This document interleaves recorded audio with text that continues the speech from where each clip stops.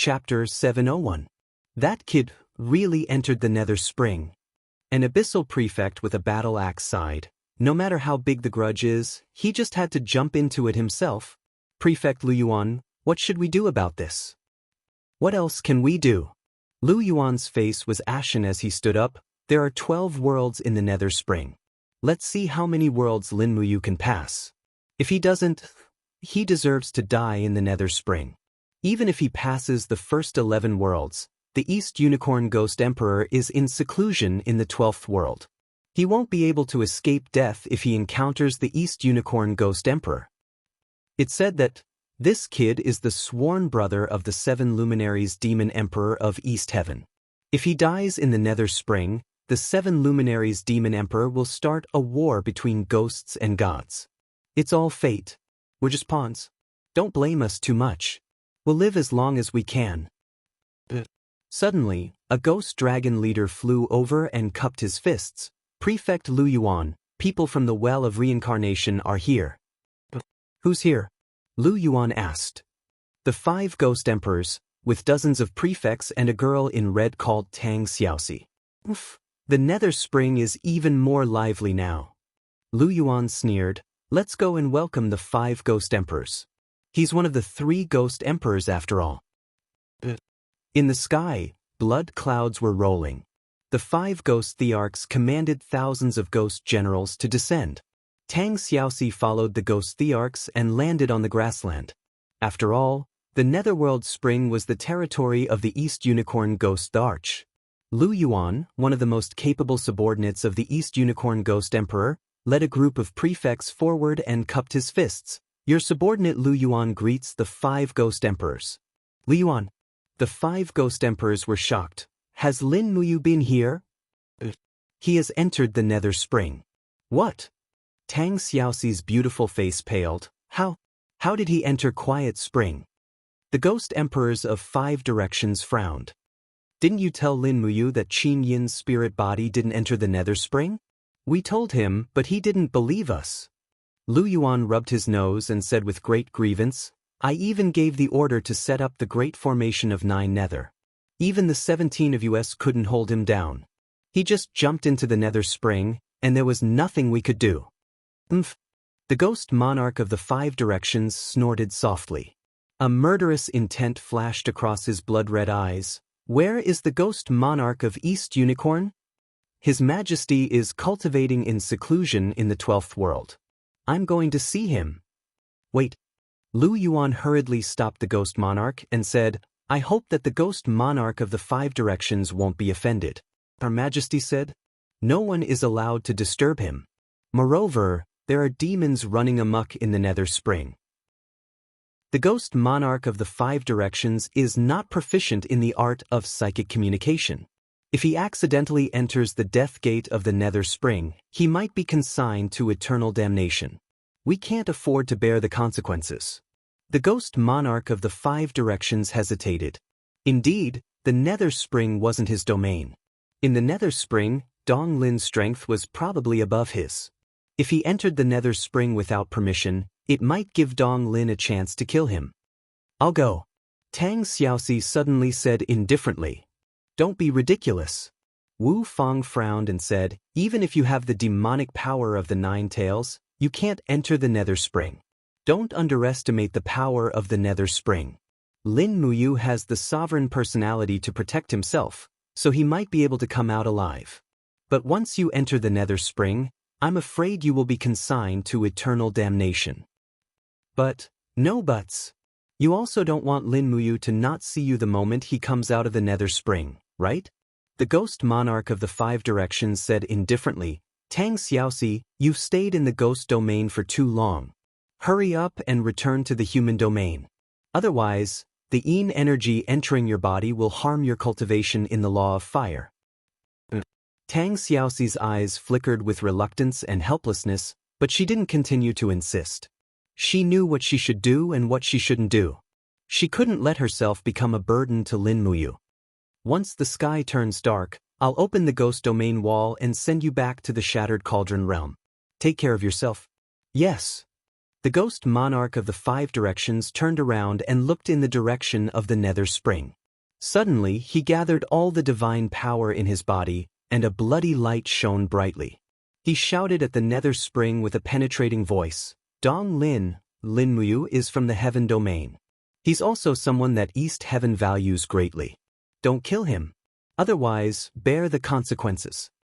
Let's go." After watching the ghost monarch of the 5 directions and the others leave, Lu Yuan and the other officials of the nether spring all frowned. The situation was getting more and more chaotic. If the heaven domain was dragged into this, the 10,000 years of peace in the ghost domain would come to an end. The nether spring went down layer by layer, and each layer was a world. The 12th world was silent, barren, and destroyed. The whole world was dead. In the barren world of the void, a person was lying in the air in layers of illusions. It was the ghost monarch of the East Unicorn. He slowly opened his eyes, and the green scales on his face looked especially ferocious. The holes on his face kept opening and closing. The ghost monarch of the 5 directions voice flashed past his ears. He couldn't help but raise the corner of his mouth, and he sneered, "5 directions, aren't you being too nosy? What does the life and death of Lin Muyu have to do with you? The Nether Spring world is a domain that is completely separated from the 3 realms. No one knows what is happening in the Nether Spring world. If I kill Lin Muyu, who can do anything about it?" As he spoke, Dong Lin straightened his body, took a deep breath, and looked up at the sky. He said coldly, "Lin Muyu, since you are the sworn brother of the 7 luminaries demon emperor, I, Dong Lin, will give you face. I will not kill you in the upper world. I will wait for you here. Come to the Nirvana world if you can. I will make you regret stepping into the Nether Spring world. I will make you a part of the void." Heaven Domain, myriad mountains. At the end of the Heaven Domain, there were tens of thousands of connected mountains. Each mountain contained extremely rich spiritual power. At the same time, there was a soul realm crystal in the deepest part of each mountain. Each crystal corresponded to the life and death of a plane. Therefore, the number of planes in the myriad worlds was the number of spiritual mountains in the Heaven Domain. The spiritual mountains were where the gods cultivated and absorbed the power of faith in the human world. It was also a place that the Heaven Domain had to fight for. The mountain wind whistled. Thousands of god-rank experts stood in the sky, forming an impenetrable wall. The army sent by the East Heaven was very vast. There were a total of 5,000 gods, led by God Emperor Sun Feng. There were more than 30 God Emperor experts, more than 800 God Kings, and thousands of hierarch experts. Such a lineup could be considered a large-scale god war in the Heaven Domain. Sun Feng's opponents had all appeared. Between the mountains, there were densely packed god-rank experts holding blazing longswords. There were half men and half women. The men were extremely handsome, and the women were extremely beautiful. Each of them had a pair of white wings on their back. Some had 2 wings, some had 4 wings, and some even had 6 wings. All of them looked serious. The Angel Corps knew how strong their opponents were. The 7 luminaries demon emperor, the synonym of evil, had caused chaos in the Heaven Domain when he returned to the Heaven Domain. He had even started a god war. Sun Feng suddenly raised his long sword and shouted, "For the dignity of the East Heaven Domain." Thousands of god-rank experts raised their weapons and artifacts at the same time. Every one of them had a fierce look on their faces. Beams of divine power gathered together to form a huge impact force, which blasted towards the spirit mountains in front of them. At the forefront of the Angel Corps, a male angel with 6 wings behind him furrowed his brows and said, "Light barrier." All the angels raised their long swords in front of their chests and spread their wings violently. Beams of light shot into the sky, forming a huge light barrier in midair. Pung peng pung. The 2 powerful forces collided with each other. The combined power of thousands of god-state experts was probably not something that any god emperor could withstand. In an instant, heaven and earth shook and the universe lost its color. Shockwaves swept out in all directions. Many spirit mountains were on the verge of collapsing from the attacks. Some of the spirit mountains even collided with each other. Boom! The two southernmost mountain ranges collided with each other. Brilliant light soared into the sky. The broken rocks of the Spirit Mountains actually began to merge together. This was the result of the attraction of spiritual power. The two worlds came from the same source. The result of the collision was not destruction, but rebirth. Finally, the gods of the angel corps seemed to be unable to withstand it. Accompanied by a prung peng peng sound, the group of angels at the forefront had already turned into a bloody dance and instantly disappeared. The power of the East Heaven had won in the end. The long sword in Sun Feng's hand spun rapidly and he shouted, "Kill!" The blade of the sword twisted and created a fierce storm. With just one slash, a few more angels were shredded into pieces by the sword energy and scattered on the ground. Boom! In Lanyan City, the earth suddenly trembled. The sky was dark and the entire city was shaking violently. In front of the Zetian Palace, the giant stone statue of Lin Muyu, one of the three kings, suddenly collapsed. Even the stone statue of Feng Jixing beside it collapsed and turned into a pile of rubble. A group of imperial guards looked at the sky with their mouths agape. This was a natural phenomenon, and it was not an ordinary one. What's wrong? Qin Yen and Su Yu sprinted out of the palace and looked at the darkness in the sky. An imperial guard cupped his fists and said, "Your Highness, we don't know either, but..." The sky suddenly turned dark. It was still clear and boundless just now.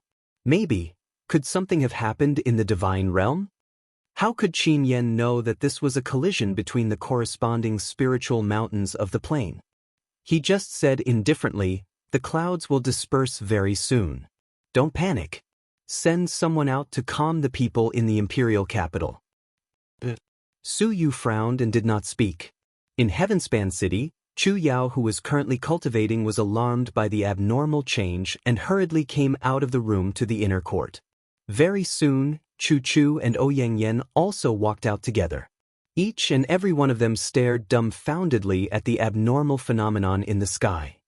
Most likely, the divine realm is going to have a great battle again, Chu Chu said with certainty. Ouyang Yen had a somewhat yearning look. While Chu Yao said softly, "I wonder when you and Xiao Shi will return. Hope that they are all fine and bring Xiao Yin back soon." Chu Chu smiled faintly and said, "Relax. Their sincerity will be rewarded. The gods of the heaven beyond heaven will protect them." N. Chapter 702. Whoosh!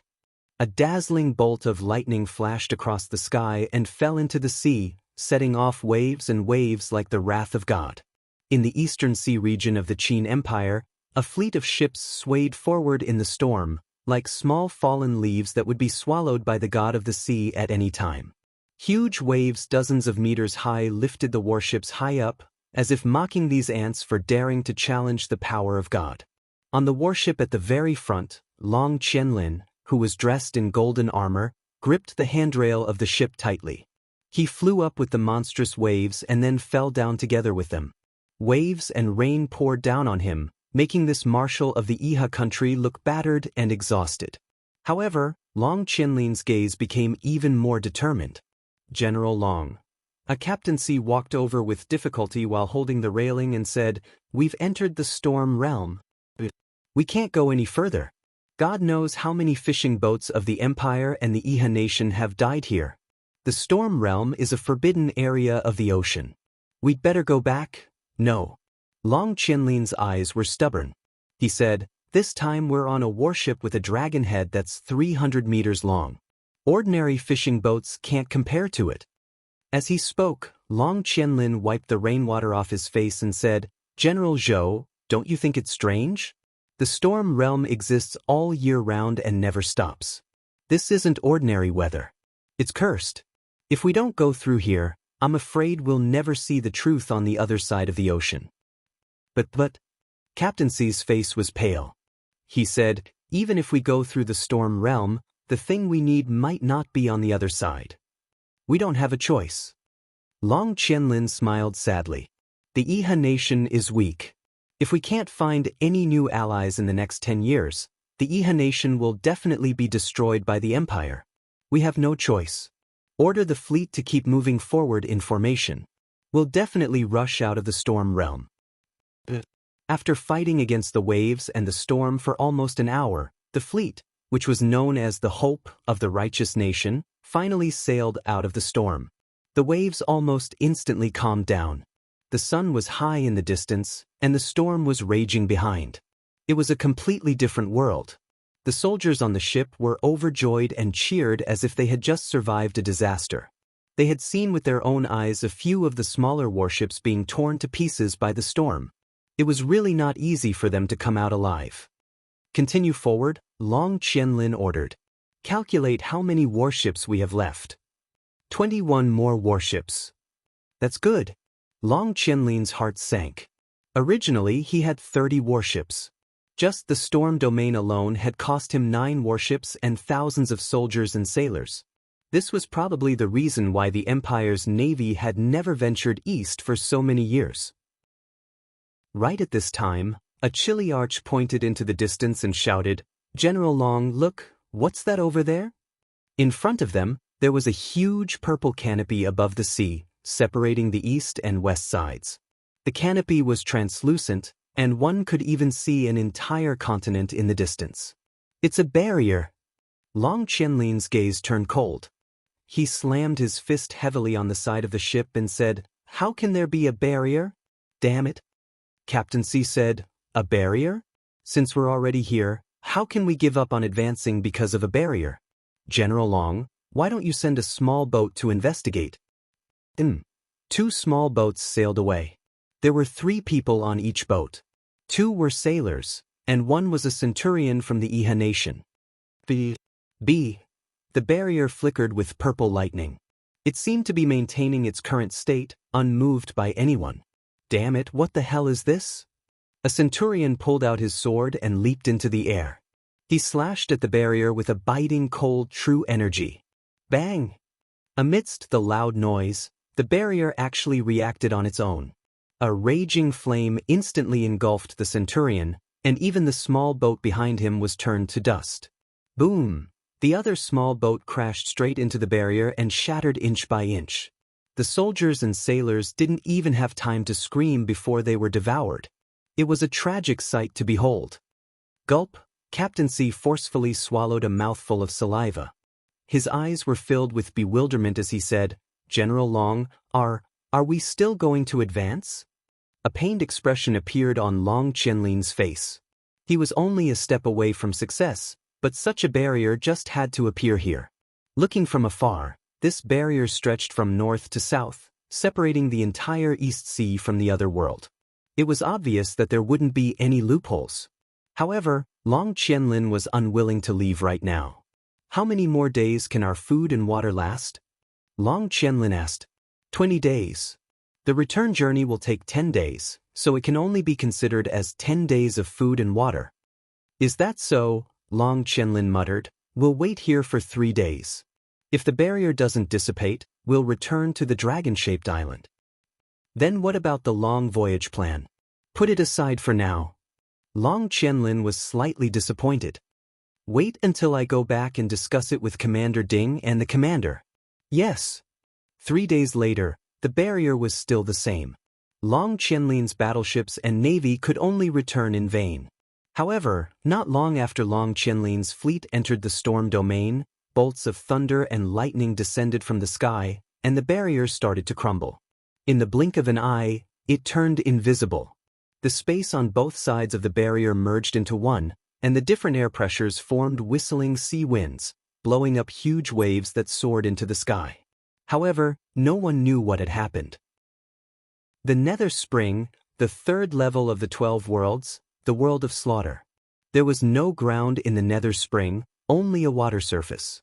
The water was illusory like a dream, and there were layers of blood-colored fog enshrouding the water surface. In the fog, a person stood majestically with a sword in his hand, panting heavily. In front of him lay a pile of corpses.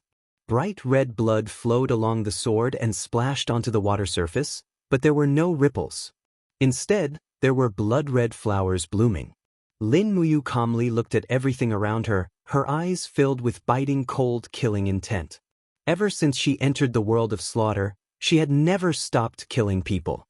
The killing intent in her heart seemed to have been completely vented. If the great Tao was not benevolent, then she would kill to create a clear world. Hiss, hiss, a sharp roar came from under the water. Swoosh! A thorny metal spike pierced out from the bottom of the water. Lin Muyu spun around reflexively, dodging the spike's attack by a hair's breadth. His palms were shrouded with starlight, and in the instant he dodged, he actually activated his astral chain, firmly locking onto the spike's leg. He roared, "Get out here!" But a huge monster was forcibly pulled out from the bottom of the water. It was a monster that looked like a crab, but its whole body was filled with poisonous spikes, and its head was a pair of murderous tentacles. Facing the wind, the star's sword flickered with a sword light of nearly 10 meters, and with a flash, 2 of the monster's tentacles were forcibly cut off. Hiss, hiss! It roared in pain, waved its sharp claws, and rushed towards Lin Muyu. Boom! Lin Muyu opened his palm, and supreme divine power surged out. The extremely tyrannical flame shock wave instantly smashed the huge crab into pieces. Lin Muyu, how many people have you killed? Don't tell me you don't feel guilty? A familiar voice came from behind. Lin Muyu turned around. It was Hua Tian, the man who killed Chu Feng's grandfather in Silver Fir City. Hua Tian glared at her, holding an iron spear in his hand. Swoosh, swoosh, swoosh, figures quickly appeared around Hua Tian. It was Hua Wan, and many others who had died in Lin Muyu's hands. Their faces were fierce, as if they were here for revenge. Swoosh! Another figure appeared. It was a man wearing the Iha Nation's medal. He was Lin Yu, the famous general of Yu City, the designer of the green woven straw coat crossing the mountains. If it weren't for him, there probably wouldn't have been such a mess in Lanyan City. Lin Yu glared at her and growled, "Lin Muyu, you demon, your hands are stained with blood. I have no enmity with you. Why do you want to kill me?" Lin Muyu looked at him coldly and didn't say anything. At this time, a person appeared in the sky. It was Luo Lan. More and more people appeared. They were probably Luo Lan's disciples, as well as the Northern She-Eagle and the others. "Lin Muyu, your sins are grave. It's time for you to pay." The crowd looked at her with fierce expressions. At this moment, Lin Muyu smiled. She stood in the air and looked at her enemies with a condescending look. She said with a powerful voice, "I have a clear conscience in killing any one of you. Since I can kill you once, I can kill you a second time. Come, let me see how strong you dead people are." Swoosh! The divine wheel shot into the sky, emitting a terrifying golden light. 12 spirit beads of law surrounded her. The moment Lin Muyu waved the star's sword, the sky changed color. Slaughter! Endless slaughter! Blood dyed the entire world of slaughter red. Lin Muyu couldn't even tell who his opponent was. He just continued to kill. He knew that only by using his killing intent to the extreme could he pass the stage. The world of slaughter was a violent and ruthless world. Blood flew into the sky. More and more people appeared on the surface of the water, but Lin Muyu killed even more. When the shadows turned into a dance of blood, Lin Muyu stood tall and straight. He had a clear conscience. Streams of blood flowed down his handsome face. If he could stop fighting, he would not hesitate to kill. At this time, the blood fog in front of him suddenly dispersed. The mirror-like water also cracked like glass. The next level was the 4th level, the world of greed. Swoosh! Lin Muyu could not help but sink deeper and deeper. He could barely see anything in front of him. All he could feel was his past flashing before his eyes like a slideshow. His confusion, sadness, pain, and happiness were all presented in front of him one by one. Chapter 703. A long red carpet was laid on the white jade steps, leading straight to the dazzling Emperor Temple. The surrounding scenery was extremely luxurious. There was a building every 5 steps and a pavilion every 10 steps. The stage was warm and the spring scenery was harmonious. On both sides of the long steps, countless dancers waved their long sleeves and danced beautifully. When Lin Muyu walked up the long steps, the officials on both sides knelt down one after another and shouted, "Long live your majesty." In the distance, a boundless army with bright swords and armor knelt down in unison. Their shouts soared into the sky, and it was extremely glorious. Your Majesty, a group of peerlessly beautiful imperial concubines all knelt down to welcome him. Every single one of them was extremely charming. You're back? The doors of the temple opened slowly. It was Qin. She wore a long dress that covered her entire body and smiled at him adorably and shyly. What are you waiting for? Hurry up and come in. Xiao Shi and I are waiting for you. As she spoke, Qin walked forward and hugged Lin Muyu's left arm while Tang Xiaoxi, who was dressed in a fiery red dress, hugged his right arm. She smiled and said, Mu, you must be exhausted after running around for so many years. Tonight, Xiao Yin and I will serve you to bed. Hurry up and tell us what you want to eat tonight. The imperial kitchen will prepare it immediately. Qin smiled and said, You, look over there. There was a huge map hanging between two giant pillars in the temple. Zhen Yifan knelt on one knee and cupped his fists respectfully. Your Highness, the southeast has been pacified. The empire's military is mighty and has conquered thousands of miles. All the feudal vassals have submitted to you.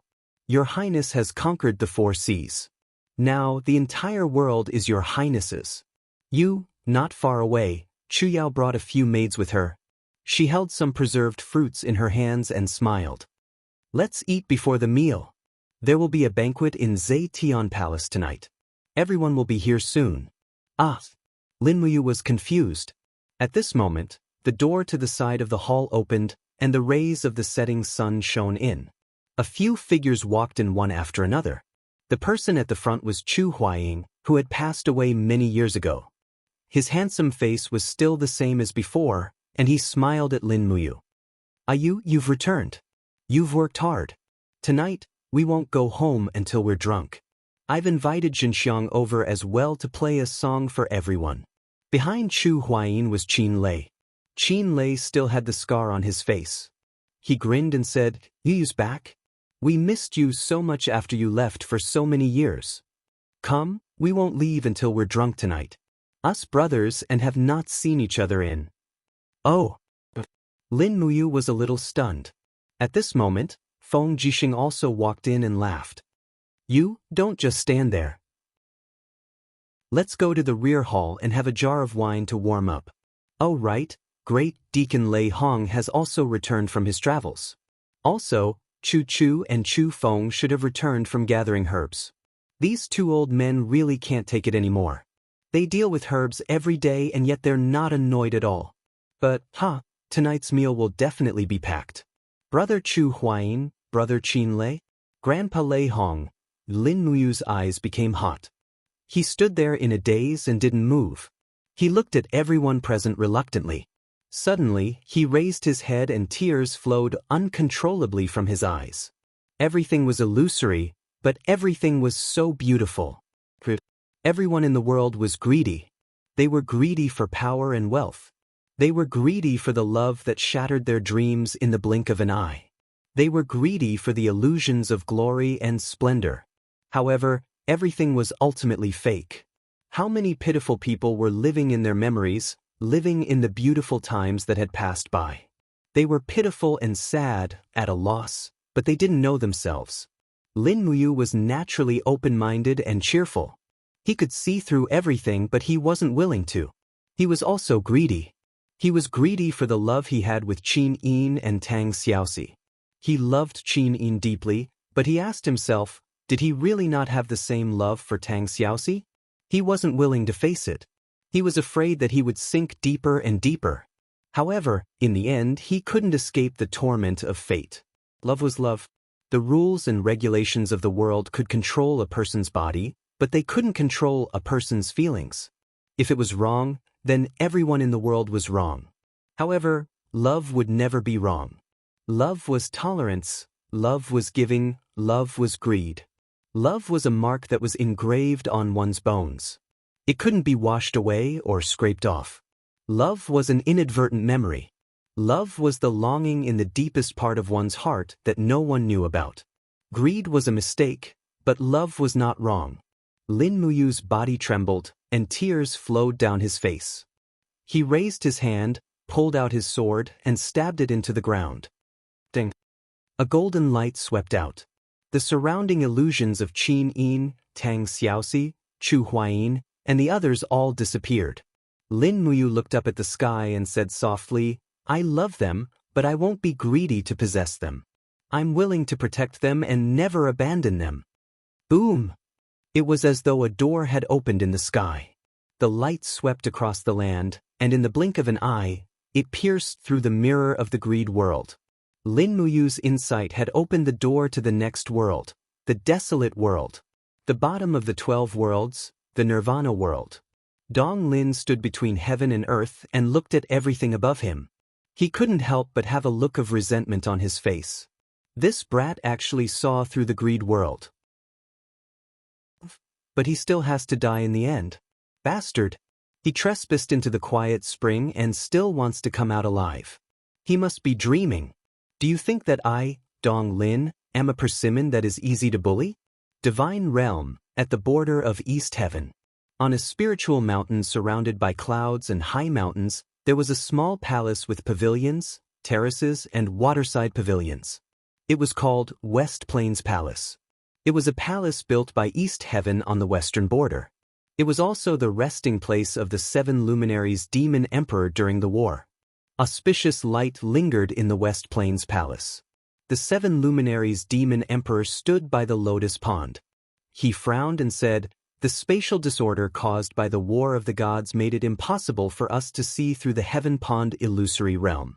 We also can't see what is happening in the ghost domain. What should we do? You actually entered the quiet spring. That bastard, Ghost Emperor Dong Lin, will definitely not let you go." Ziyao said, "Do you want me to descend again? Maybe I can sneak into the ghost domain without being discovered." The 7 luminaries Demon Emperor waved his hand and said, "Firstly, you have descended too many times. It is easy to damage your cultivation. Secondly, you are from the divine realm and have long been recorded in the 3 realms register. Once you appear in the ghost domain, it is equivalent to violating the 3 realms laws. The 3 ghost emperors in the ghost domain are nothing to be afraid of. I am only worried that those old fellows in the sky beyond heavens will cause trouble. When that time comes, I am afraid that it will be really troublesome." Ziyao bit her red lips and said, "But we can't just ignore it.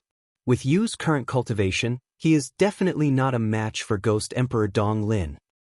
Let me think about it. Maybe we can send someone else." Fairy Qing Ping, who was beside Ziyao, shook her head and said, "In any case, I am not going. I don't have a deep friendship with Lin Muyu. I am not asking you to go. You just have to guard the spiritual mountain. Where is Sun Feng? He is here." Outside the hall, a group of God State experts arrived on clouds. Sun Feng walked into the hall delicately and said with a smile, "Reporting to Demon Emperor, we have achieved a complete victory in this battle. We have killed a total of more than 300 angels and seized a total of more than 70 spiritual mountains in the Western Heaven realm. How much did we lose? 5 god kings and 73 hierarch gods died in battle. Is this considered a complete victory?" The 7 luminaries Demon Emperor raised his eyebrows and said, "Injuring 1,000 enemies while injuring 800 ourselves. This is clearly a losing deal. Sun Feng, you are not competent enough as the commander-in-chief."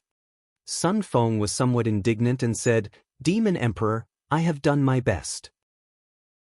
If Demon Emperor feels that I am not competent enough, feel free to replace me as Commander-in-Chief. I will not complain." "Yo, throwing a tantrum?" The 7 luminaries Demon Emperor smiled and said, "You are too honest. I can't even joke with you. However, in terms of war, Sun Feng, you are indeed inferior to one person." Sun Feng was stunned. That kid is a natural genius at war. If he had ascended to the divine realm, I reckon I wouldn't have to waste so much effort. Ziyao bit her red lips and said, "Could it be that the Demon Emperor already has a new plan?" The 7 luminaries Demon Emperor's eyes were deep as he said, "Since the gods of the Western Heaven realm have started a war, I have no choice but to accept it. The Western Heaven realm is vast and controls many spirit mountains. If we take over the Western Heaven realm, I plan to go to the Western Heaven realm and let you guard the Eastern Heaven realm. We can watch each other, only then can we contend against the northern and southern heaven realms. But that kid, you can't forget the trivial matters of the mortal world. I'm afraid he won't be able to ascend for a few years. I know. That kid still can't see through the mortal world.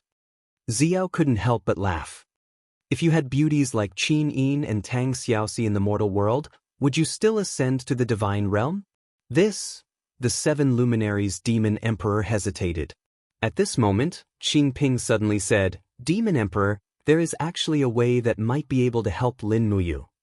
Speak. Since the demon emperor can't help Lin Muyu directly, then why not help him indirectly? Hasn't the demon emperor already cultivated the soul-vanquishing curse? I think, with the demon emperor's telekinesis power, he can penetrate the three realms plane and reach the ghost domain. He can use the soul-vanquishing curse to suppress the Eastern Unicorn Ghost Emperor's divine power. With Lin Muyu's strength, it shouldn't be difficult to defeat the Eastern Unicorn Ghost Emperor who has most of his divine power suppressed, right? Soul-vanquishing curse. The seven luminaries' demon emperor's body trembled. His eyes were filled with a fierce light. He smiled and said, "I actually forgot the secret art that I painstakingly studied." "That's right. The soul-vanquishing curse can help you." "All right, this matter should not be delayed. I'm going into seclusion. Ziyao, protect me. I'll leave the war with the Western Heaven Realm to the two of you, Sun Feng and Qin Ping." "Please rest assured, Demon Emperor." The two divine generals cupped their fists in unison. The secret chamber of the palace was silent. The seven luminaries' demon emperor sat cross-legged and spread out his palms. Golden runes rose from his palms. The soul-vanquishing curse was a secret art that attacked the divine power of the soul.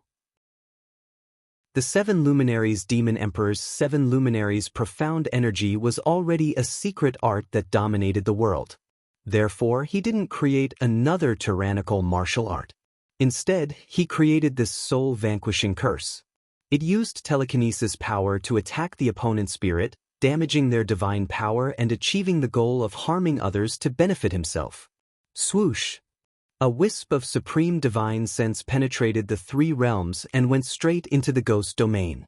"Dong Lin, it's time for you to die." The seven luminaries' demon emperor raised the corner of his mouth and revealed a proud smile. Chapter 704. On the 11th level of the Nether Spring, in the Mahayana world, this was already the 28th day since Lin Muyu entered the Nether Spring. Ethereal Sanskrit chants reverberated in the secluded space, golden clouds shrouded the sky, and gods appeared one after another. Although Lin Muyu didn't recognize these gods, she guessed that they were all experts from the Mahayana world. Since this was an illusion, everything came from the heart. Naturally, Lin Muyu didn't need to be afraid of these illusions. In the air, a fairy maiden stood on a lotus flower with a long sword in her hand. She spoke softly, "Lin Muyu, you've killed so many people, don't even think of ascending to the Mahayana world." As she swung her sword, countless rays of sword light flashed, as if there were 10,000 sharp swords attacking her. Lin Muyu's gaze turned cold as she gently opened her left palm. Instantly, a spherical golden gourd appeared around her, forming a perfect defense that completely blocked off the fairy's sword chi. At the same time, the astral sword in her hand shone resplendently as it was filled with supreme god force, unleashing a barrage of attacks. In a short instant, Lin Muyu attacked a total of 28 times, each sword stronger than the one before. The last sword even shattered the fairy maiden's long sword. Opening her palm, god force gushed out, and Lin Muyu shouted, "Destroy!" The fairy maiden's expression froze, and her body turned into golden dust, flying in the air. Sure enough, it was just an illusion. "Lin Muyu, watch my halberd." Behind her, a heavenly god wielding a bronze-colored halberd dashed over. A piercingly cold wind blew, and when he swung his halberd, it was as if he brought along an inescapable net, exerting a strong pressure on Lin Muyu. The supreme godhead's sea of caring suddenly shone brightly, and with a swoosh, a golden shockwave spread out with Lin Muyu at the center. The supreme godhead actually helped its owner to break free from the heavenly god's sea of caring. Lin Muyu wielded her sword and flew away, clashing with the heavenly god. Their speed was so fast that it was almost impossible to see them with the naked eye. Only the sound of weapons clashing could be heard in the air. Destroy! Suddenly, there was a low shout, and the two figures appeared in the sky together. The stellar sword pierced through the throat of this heavenly god. Lin Muyu flicked her wrist lightly, and immediately, this heavenly god's body was shredded into energy fragments, and it was still an illusion. But at this moment, a fiery pain came from her back. It was an attack from a middle-aged celestial deity. The whip had actually struck Lin Muyu's back through the astral wall. Lin Muyu touched it with her hand, and her palm was covered with faint golden blood. Lin Muyu's heart immediately sank. Although the gods in the Mahayana world were all illusions, their attacks were real. If she was not careful, she would die here. Without saying a word, he turned around and attacked with lightning speed. With a bang, he forcefully collided with the long whip deity's body. The hilt of the stellar sword locked the back of the deity's head. In this way, the deity's long whip was rendered useless. Meanwhile, Lin Muyu raised her iron fist and punched it 3 times in a row, forcibly killing it. Again. In the sky, above the clouds, a celestial deity holding an iron hammer descended from the sky. Without saying a word, he raised both hammers and struck at Lin Muyu with Mount Tai. Lin Muyu had just killed a person, and her aura had not completely recovered yet. There was no way for her to dodge. She could only raise her arm and quickly condense the dragon blood battle shield. With a bang, her whole body was blasted down, and a total of 37 layers of waves came from her arm. Good heavens, any random celestial deity here was a god-king level expert. Fortunately, they were only illusions, and their strength was only about 20 to 30% of a god-king level expert. Otherwise, perhaps 2 of them together would be able to kill Lin Muyu within 10 moves. There was a sweet taste in her throat. Lin Muyu had already suffered internal injuries. Her body spun rapidly in the sky, and she suddenly stepped on the void to launch a counterattack. Her whole body flew in a spiral trajectory, and her long sword danced and slashed fiercely. That celestial deity with the war hammer relied on brute force to win. Now that Lin Muyu was competing with him in speed, how could he win? In the blink of an eye, dozens of crisscrossing sword marks appeared around the celestial deity. The instant the sharp sword chi contained in the sword marks exploded, the celestial deity's body exploded into a cloud of golden blood mist. It was still an illusion. Lin Muyu raised her head and looked. 2 figures descended at the same time. This time, it was 2 god-king level illusions that launched an attack at the same time. It was no wonder that people said that the Nether Spring was a place where one could only enter but not leave. Even a God-Emperor level expert would not be able to maintain their strength in such a situation, and they would die here. Fortunately, Lin Muyu had a sovereign godhead. Although it was immature, it provided its master with an endless supply of divine power. This allowed Lin Muyu to last far longer than experts of the same level. Moreover, Lin Muyu had the indestructible Star's sword, which gave her an absolute advantage. Swoosh, swoosh. The golden gourd vines danced wildly in the sky like poisonous snakes, and in the blink of an eye, it had bound one of the celestial deities. Lin Muyu slashed it apart with a mighty sword, and then turned around to attack the celestial deity of the Law of Fire. Immediately, the celestial deity of the Law of Fire who was waving the flames in his hand was frozen into a block of ice. However, a ball of flame still blasted onto Lin Muyu's chest, causing him to stumble back dozens of meters and vomit a mouthful of blood. Come on, let's fight again. The deity's mocking laughter came from the sky, as if mocking Lin Muyu for being at the end of his rope. Lin Muyu stood tall in the sky, but his body was slightly bent, and he was panting heavily. In his battered state, there was only one thought in his mind: kill all these deities and bring Qin home from the spring. With a light palm, Lin Muyu shouted in a low voice, "Icatosaurus, armor transformation." Roar! A spatial rift appeared next to him, and Icatosaurus appeared in the form of energy armor. Piece by piece, they attached themselves to its owner, and in the blink of an eye, Lin Muyu was clad in a mighty and domineering dragon armor. Not only did armor fusion greatly increase Lin Muyu's defense, but it also allowed him to absorb a portion of the Acatosaurus's power for his own use. The Holy Dragon Clan's recovery rate was said to be the best in the 3 realms. After armor transformation, Lin Muyu immediately felt his E-high become calm, and the injuries on his body were also healing at a speed visible to the naked eye. Again, this time, it was the joint attack of 3 celestial deities. An axe, a sword, and a spear, 3 weapons fell from the sky, each imbued with the divine power of a different law, and the 3 celestial deities all had very serious expressions. Although they were launching destructive attacks, there was actually a frozen smile on their faces, as if everything that was happening in front of them was natural, and it was impossible to defy. Hypocritical gods. Lin Muyu could not help but feel a chill in her heart. The people always believed in and provided for these celestial deities, but they did not know how dirty their hearts were under the hypocritical mask of the celestial deities. The more powerful a person was, the more his state of mind would become, and these celestial deities who had been worshipped for so many years really did not know how arrogant they were.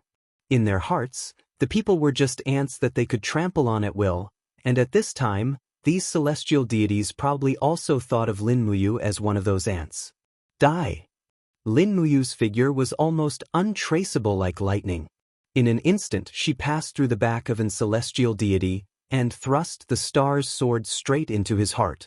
The blade of the sword carried the celestial deity's body and hit the chest of another celestial deity. When he raised his spear, Lin Muyu's fist had already descended from the sky. 2 luminaries' demonic dance. Bang! Under the fist, the celestial deity's body immediately shattered, turning into strands of energy fragments. With another kick, the 3rd celestial deity was killed. The wind whistled in the sky, and the celestial deities above the clouds seemed to be unable to hold back anymore.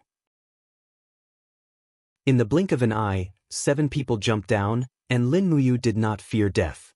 She lightly swung the star's sword, and her divine power was not released.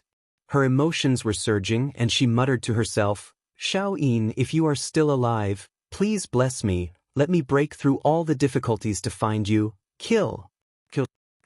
The so-called Mahayana world was just a massacre where the weak were prey to the strong. If Lin Muyu wanted to leave this place, she would have to kill all the fabricated illusions. This was a kind of test, and also a kind of expiation. However, after the golden blood of countless Empyrean deities landed on the blood-red dragon armor, the dragon armor almost turned into a set of golden armor. However, the slaughter did not stop. More and more Empyrean deities leaped down from the clouds. 10, 20, 50, 100 Empyrean deities perished under the astral sword. Lin Muyu's E-high began to become a bloody chaos, and there was only killing left. Being in someone else's domain, in the Mahayana world, Lin Muyu, the future supreme deity, seemed to have become the incarnation of the god of death. His only thought was to find Qin-yin, and in order to achieve this goal, it was worth giving up all of his beliefs. The divine power in his body was constantly being consumed, drained and overflowing and drained again. The dragon armor of Acatosaurus kept showing signs of being damaged by blades, but Acatosaurus endured it all without saying a word. The little dragon knew that its master needed it very much at this moment, and the pain in his body must be more painful than it was. Moreover, Acatosaurus seemed to faintly feel what Lin Muyu was looking for. He was looking for the girl who once caressed its head and called it Little Apple. Kill! Poochie! The blade pierced through the head of the last celestial deity. When Lin Muyu slowly pulled out the star's sword, the body of the celestial deity immediately turned into wind, leaving behind only wisps of golden dust that scattered with the wind. Dang, dang, dang. The bell rang out from nowhere, and Lin Muyu listened to the sound in the sky. His heart was indescribably comfortable and peaceful. Holding the long sword in his hand, he stood in the air and closed his eyes. The supreme deity in his E-high was glowing, and it quickly absorbed the surrounding spiritual power to replenish the divine power that its master had lost. Hua hua hua. In the blink of an eye, the wind blew, and the ground in front of him gradually separated and dissipated. A huge black hole appeared, and it led straight to the last layer of the 12 Nether Springs worlds, the Nirvana world. Whoosh! In the Nirvana world, Dong Lin suddenly opened his eyes, and his heart trembled slightly. He actually passed the Mahayana world. This kid is really not simple. Chapter 705. Dragon-shaped island was the new capital of the Iha nation. The capital wasn't big, and it wasn't even as big as any of the main cities or counties in Lingnan. However, there was still a magnificent palace built in the center of the capital. However, this palace wasn't occupied by Qin Yi alone. At the same time, Man Ning, Ding Shi, and the other nobles also lived in this palace. Qin Yi knew that times were different now, so he naturally wouldn't be too calculative. In the north of the island, the sea breeze kicked up layers of waves, crashing against the barren reefs. A group of volunteer soldiers with bows and arrows sat on the reefs, chatting listlessly. Why would people come to this godforsaken dragon-shaped island? The Empire is busy fighting the demons, so where would they have the energy to care about us? Commander-in-Chief Long is really something, making us stand guard here. The sea breeze makes us look like dried corpses. That's right. We've been on dragon-shaped island for so many years, and we can only eat fish, prawns, and crabs. I really miss the days in Bailing City. There were things that flew in the sky, ran on the ground, and grew in the fields. There was nothing we couldn't eat. Look at us now, it's like heaven and earth. The young archer laid down on the reefs and put his bow to the side. He looked at the blue sky and white clouds and smiled. I heard that the Empire sent a general to negotiate peace a few years ago. He said that as long as Commander-in-Chief leads the Iha nation back to the Empire, he's willing to let bygones be bygones. Don't you think that Commander-in-Chief is really something? Why does he insist on suffering here? The old soldier couldn't help but frown. Shut up, how dare you say something like that? If the general hears you, you're dead. Let me tell you, we can continue to be soldiers in the Empire, eating rations and suppressing bandits, but what about Commander-in-Chief? He killed Qin Yin's father, Qin Jin. Do you think Qin Yin will let him off with this debt of blood? Even if Qin Yin is willing to write it off, her subordinates, Lin Muyu, Feng Jixing, and Xiang Yu, won't let this go. Besides, Commander-in-Chief Long besieged Lanyan City and forced Chu Huayin to die for the Empire. With Chu Huayin and Lin Muyu's friendship, do you think that Lin Muyu will let Commander-in-Chief Long off? The young archer was stupefied. After a moment of silence, he said, "Could it be that we can only fight to the death? Perhaps. When General Long and the great chief pass away and the hatred is resolved, it will be the day we return to the Empire." Sigh. Just as the two of them were sighing with emotion, a nearby sentry suddenly pointed into the distance and said, "Look, there's a warship on the sea. It's the demon clan." "Blow the horn, gather the troops and prepare for battle," a centurion shouted. "Yes." The conch horn sounded, and in the blink of an eye, close to 1,000 soldiers had gathered. However, that was all. There weren't many troops on the island to begin with, not to mention that this was only a corner of the dragon-shaped island. The ballistae and stone cannons were all aimed into the distance. The sound of springs rang out continuously as they were already stretched taut, ready to deal a fatal blow to the distant warship at any time. Everyone's eyes were filled with nervousness. The Iha nation had not fought for 5 years, but now they were going to welcome the powerful Devil Clan? There were about 20 Devil Clan warships on the sea. From afar, they could even see the ugly appearance of the armor demons standing on the deck. However, at this moment, a person jumped off the warship and walked over on the waves. A sword hung on his waist, but it was not unsheathed. On his shoulder, there were a total of 4 golden general stars, indicating that he was a commander-level general. Instantly, the group of Iha nation soldiers were shocked. The person who came was none other than the first marshal of the Devil Clan, Qianfeng. "Don't attack first. No one is allowed to shoot." A Chiliarch squinted his eyes and said. Qianfeng floated over, stepping on the void and arriving in front of the stone sentry camp.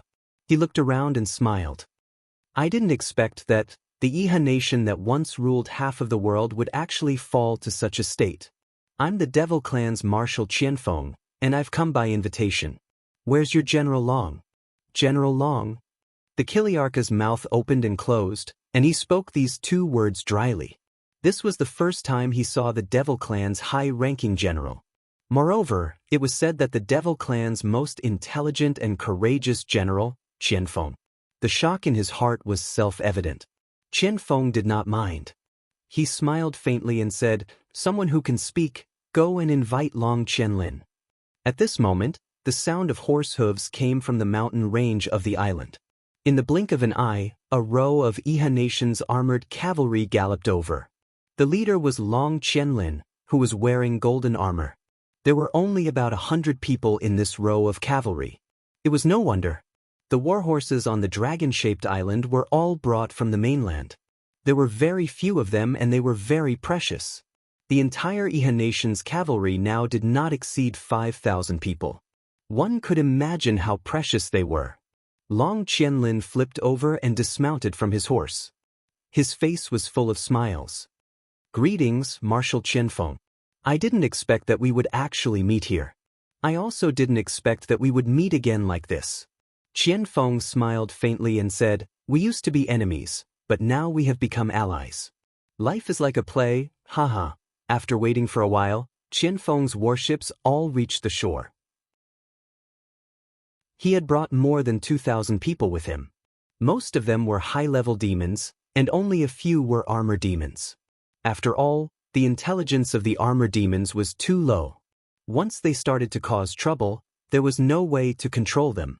The high-level demons were much more reliable. Dragon-shaped island, Iha Nation's main hall. Qianfeng nodded to his subordinates. Immediately, a group of high-level demons presented their gifts and arranged them in a row. Qianfeng smiled and said, "Commander, please take a look. These are the gifts that Iha Nation has prepared for you. This is the legendary Beast God Sword, which can cut through iron like mud. This is the Dome Jasper Cup. There are only 2 of them in the whole world, and they are both here. This is the best Mabe Cloud Brocade, and this is the top-grade iron pearwood. There is a total of 50 kilograms of it, which can be used for carving. It emits a fragrance all year round and can prolong one's lifespan." Qin Yi sat on the throne with a pale face. He was already 61 years old, but in the short 5 years after Iha Nation's defeat, he seemed to have aged 10 years. Qin Yi's cultivation was not high, and he had not even stepped into the heaven realm. To Qin Yi, the most important thing was to prolong his lifespan. The longer he lived, the more he would have the chance to rule the Shattered Cauldron world again. "Thank you, Marshal Qianfeng, for your generous gifts. Iha Nation simply cannot repay you." "Don't mention it, Commander." Qianfeng had a carefree smile on his face. "The God race and Iha Nation have already formed an alliance, so there is no distinction between you and me. Qianfeng is already overwhelmed by the favor that Commander doesn't mind this small gift. Come, show Marshal Qianfeng a seat." 2 attendants carried a carved wooden chair over, and Qianfeng gladly sat down. Ding Shi, Long Qianlin, and even the elderly man Ning were standing in the hall. Only Qianfeng and Qin Yi were sitting. It was obvious how noble they were. Ding Shi had also aged a lot. He was no longer as young as he used to be. He coughed and said, "Marshal Qianfeng, the empire is now powerful. The Longdan army camp led by the Qin Queen Lin Muyu boasts 200,000 soldiers. They also defeated the main force of your army in Tongtian province. Moreover, their magic crystal cannons are shockingly powerful. May I know how Marshal Qianfeng plans to cooperate with the Iha Nation and launch a counterattack against the empire?" "Good question, Commander Ding." Qianfeng smiled. "But before that, I want to know how much strength the Iha Nation has left, and whether it can really help the God race eliminate the dragon's valiant army and reclaim its position as the ruler of the Shattered Cauldron realm." Qin Yi glanced at Ding Shi, indicating that he should speak. Ding Shi raised his eyebrows and said, "Although the Iha Nation is hibernating on the dragon-shaped island, it can still be said to have a strong army. We now have 2,000 warships, 60,000 cavalry, 250,000 infantry, 5,000 ballistae, 3,000 ballistae, and countless siege weapons. In addition, we have over 100 million rations, enough to feed 300,000 soldiers for 3 years. Qian Feng couldn't help but smile. He stood up and cupped his fists, saying, "In that case, this general will take his leave." Qin Yi hurriedly said, "Marshal Qian Feng, what do you mean by this?" Qian Feng smiled and said, "Since the Yihe nation has such a strong army, there's no need for our Protoss alliance at all. You can just kill your way to the Lingang province and destroy Feng Jisheng's old nest and take back Lingnan." Qin Yi couldn't help but blush, saying, "Marshal must be joking this. Please tell me the truth. Tell me the true strength of the Yihe nation." Qian Feng's gaze was indifferent as he said, "Dragon-shaped island lacks provisions, equipment, medical care, etc. Who knows how many soldiers have died in the past few years? I've heard of all this. Marshal Ding Shi, only by being honest with each other can we discuss the alliance, right?" Ding Shi rubbed his nose and said, "Then tell me the truth. The Yihe nation still has 120,000 soldiers, 8,000 cavalry, and the rest are infantry and navy. Moreover, our iron ore is very insufficient, so most of the weapons have withered and can no longer be used. It's difficult to maintain new weapons and weapons. This is our main problem now." "Yes, that's right." Qian Feng smiled and turned to look at Qin. He cupped his fists and said, "Chief, the god race already has a preliminary understanding of the origin of the magic crystal cannons. We can share this technology with the Yihe nation. In addition, I will send cargo ships to transport a large number of weapons to the Yihe nation. But you must also show your sincerity. What does the god race want the Yihe nation to do?" Long Qianlin's gaze turned cold. "Once you get the weapons, rations, and warships, you must listen to my orders and attack the Winter Frost city of the Lingdong province from the coast. This will tie down the southern part of the valiant Dragon Legion. At that time, the god race will kill their way out of the Tongtian province and launch a large-scale counterattack. Once it's done, we will divide the world with the Qinling Mountains as the boundary." Qin Yi was moved. He stood up and said, "As Marshal Qian Feng wishes." "Good." Qian Feng nodded. "The alliance is signed. I hope that our two nations will put aside our past enmity and work together to completely destroy and erase the cruel empire from the continent." "Yes." A turbid current slowly spread out at the edge of the continent. The land was infinitely beautiful, and many heroes would risk their lives for it. Sunset City, a quiet night. Under the flickering candlelight, Feng Jisheng held a military book and stared at the words on it. Suddenly, a cold wind blew open the door. Feng Jisheng looked outside and saw a guard quickly closing the door. He said, "Your Highness, the night wind is too strong. Do you have the latest news about His Highness King Qin and Princess Tang Xiaoxi?" "Not yet." "Tell me immediately if you do." "Yes." Chapter 706. A flame pierced through the sky, as if it had opened a big hole in the sky. The roaring flames reverberated endlessly. Suddenly, a young figure walked out of the flames with a sword in his hand. He looked at all the illusions in the Nirvana world, looking for Qin Yin's figure. However, to Lin Muyu's disappointment, Qin Yin didn't seem to be here at all. On the ground, blood-colored cyclones rose up. Each blood-colored cyclone represented a serene spring. This was the real end of life. Anyone who fell into the serene spring, whether it was a mortal, a god, or a ghost, would be destroyed and turned into a wisp of dust in the world, with no possibility of resurrection. The cyclones formed a bright mirror, lying between heaven and earth. Suddenly, the mirror rippled as if a door had opened, and a person walked out of the door. It was the Eastern Unicorn Ghost Emperor. The world suddenly darkened, and all things in the Nirvana world surrendered to the Ghost Emperor. The Eastern Unicorn Ghost Emperor had dominated the serene spring for hundreds of thousands of years, and had long conquered everything here. Lin Muyu was slightly shocked. At this moment, he had an impulse to surrender to the Eastern Unicorn Ghost Emperor. He couldn't help but panic in his heart. In front of the Eastern Unicorn Ghost Emperor's divine power, he had a feeling that he couldn't act rashly. However, he deeply understood that this was an illusion of gaining the upper hand by a show of strength. It was the absolute coercive effect of the domain created by the Eastern Unicorn Ghost Emperor. He took a deep breath, and the supreme divine power in his High began to surge. Suddenly, an invisible domain power rippled out with Lin Muyu as the core, contending against the domain condensed by Eastern Unicorn. This kid, the Eastern Unicorn Ghost Emperor, was stunned, and he couldn't help but clench his fists, but the thin blood-colored runes around his fists were faintly glowing. It was the effect of sealing. Only God knew who suddenly launched an attack and sealed nearly 80% of the Eastern Unicorn Ghost Emperor's power.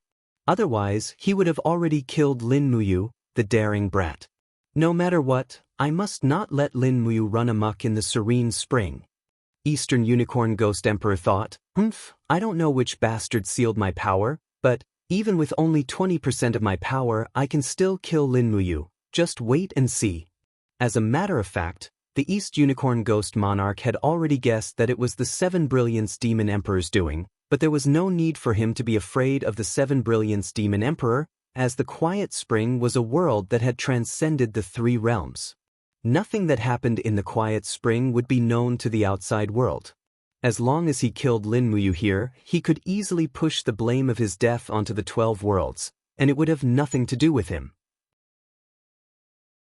Therefore, when Lin Muyu entered the Quiet Spring, the East Unicorn Ghost Monarch was already determined to kill him. Lin Muyu's entire body was bathed in flames, and the divine flame lingered around his body. He even maintained the state of fusion armor. Step by step, each step stirred up a flame ripple in the void, and even the Nirvana world trembled slightly. In the confrontation between the two gods, at least in terms of momentum, Lin Muyu didn't seem to be at a disadvantage at all. Back then, when Qin Jin, Zhen Yifan, and the others discussed, they praised Lin Muyu as a mad general. It was conceivable that this kid was fearless, and there was a fanaticism in the depths of his heart. Once he decided on a path, he would unswervingly walk on it, even if he was covered with cuts and bruises. It was this fanaticism that supported him to live to this day, so much so that he could compete with the supreme Eastern Unicorn Ghost Emperor in terms of momentum and domain. You are the Eastern Unicorn Ghost Emperor? Lin Muyu stood in the air and asked lightly. That's right. Eastern Unicorn Ghost Emperor couldn't help but feel annoyed and disgusted. No one had ever spoken to him like this in his territory. Even the 5 Ghost Emperors and Sobbing Blood Ghost Emperor had to be polite to him. Who was this kid to dare to speak to him like this? Thinking of this, Dong Lin's voice was filled with anger. Lin Muyu, you trespassed into the Nether Spring world. Do you know that you're courting death? Do you think that you can do whatever you want just because the 7 Luminaries Demon Emperor is protecting you? I know that I'm courting death. Lin Muyu's reply made Dong Lin's jaw drop. He looked at Dong Lin coldly and said, but the ghost general from the upper realms said that you sent Xiao Yin's spiritual body into the Nether Spring, so I had no choice but to come. Where is Xiao Yin? You're talking about Qin Yin? Pa. She's not even in the Nether Spring. Nonsense.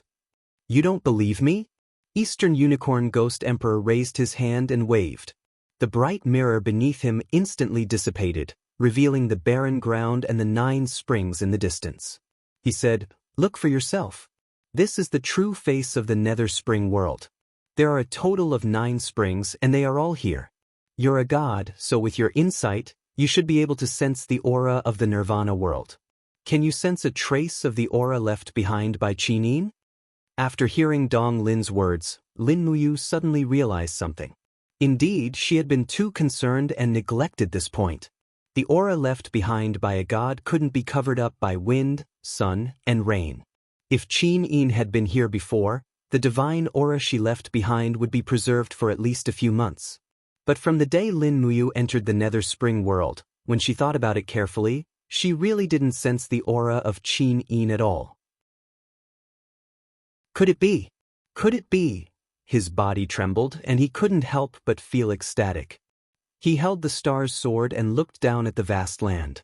Suddenly, he laughed wildly. Xiao Yin didn't die. Xiao Yin didn't die, ha. Great. Eastern Unicorn Ghost Emperor sneered. I think you'd better worry about yourself. Do you know why I told you the news that Qin Yin didn't die? Lin Muyu calmed down again, and a trace of sharpness flashed across her eyes. She knew things wouldn't be so simple. Eastern Unicorn Ghost Emperor laughed loudly. He suddenly opened his palm, and instantly, a blood-red ancient book appeared.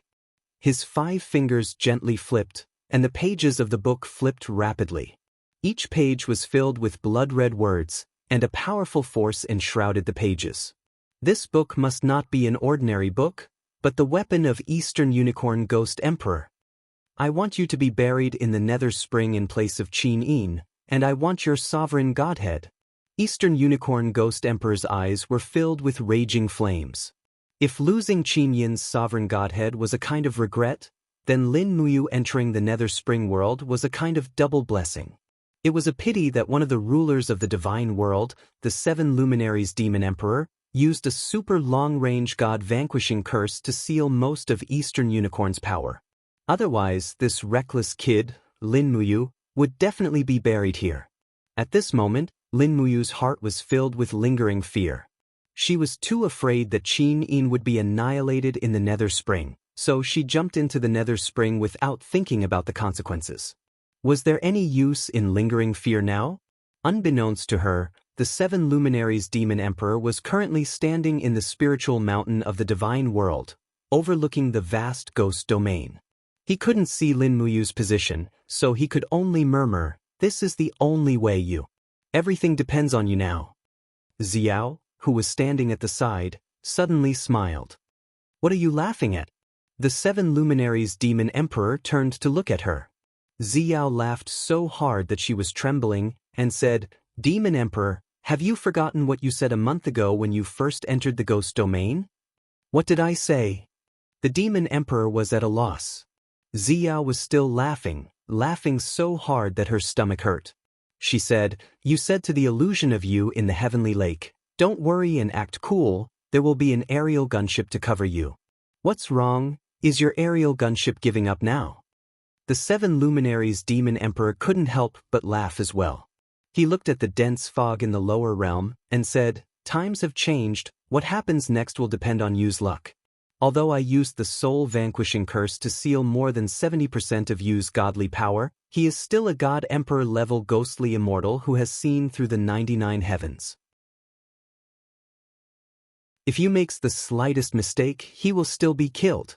Xiao became serious and said, "Don't worry, you won't be killed that easily. His ability to respond in battle is probably better than both of us. Otherwise, he would have died 100 times over.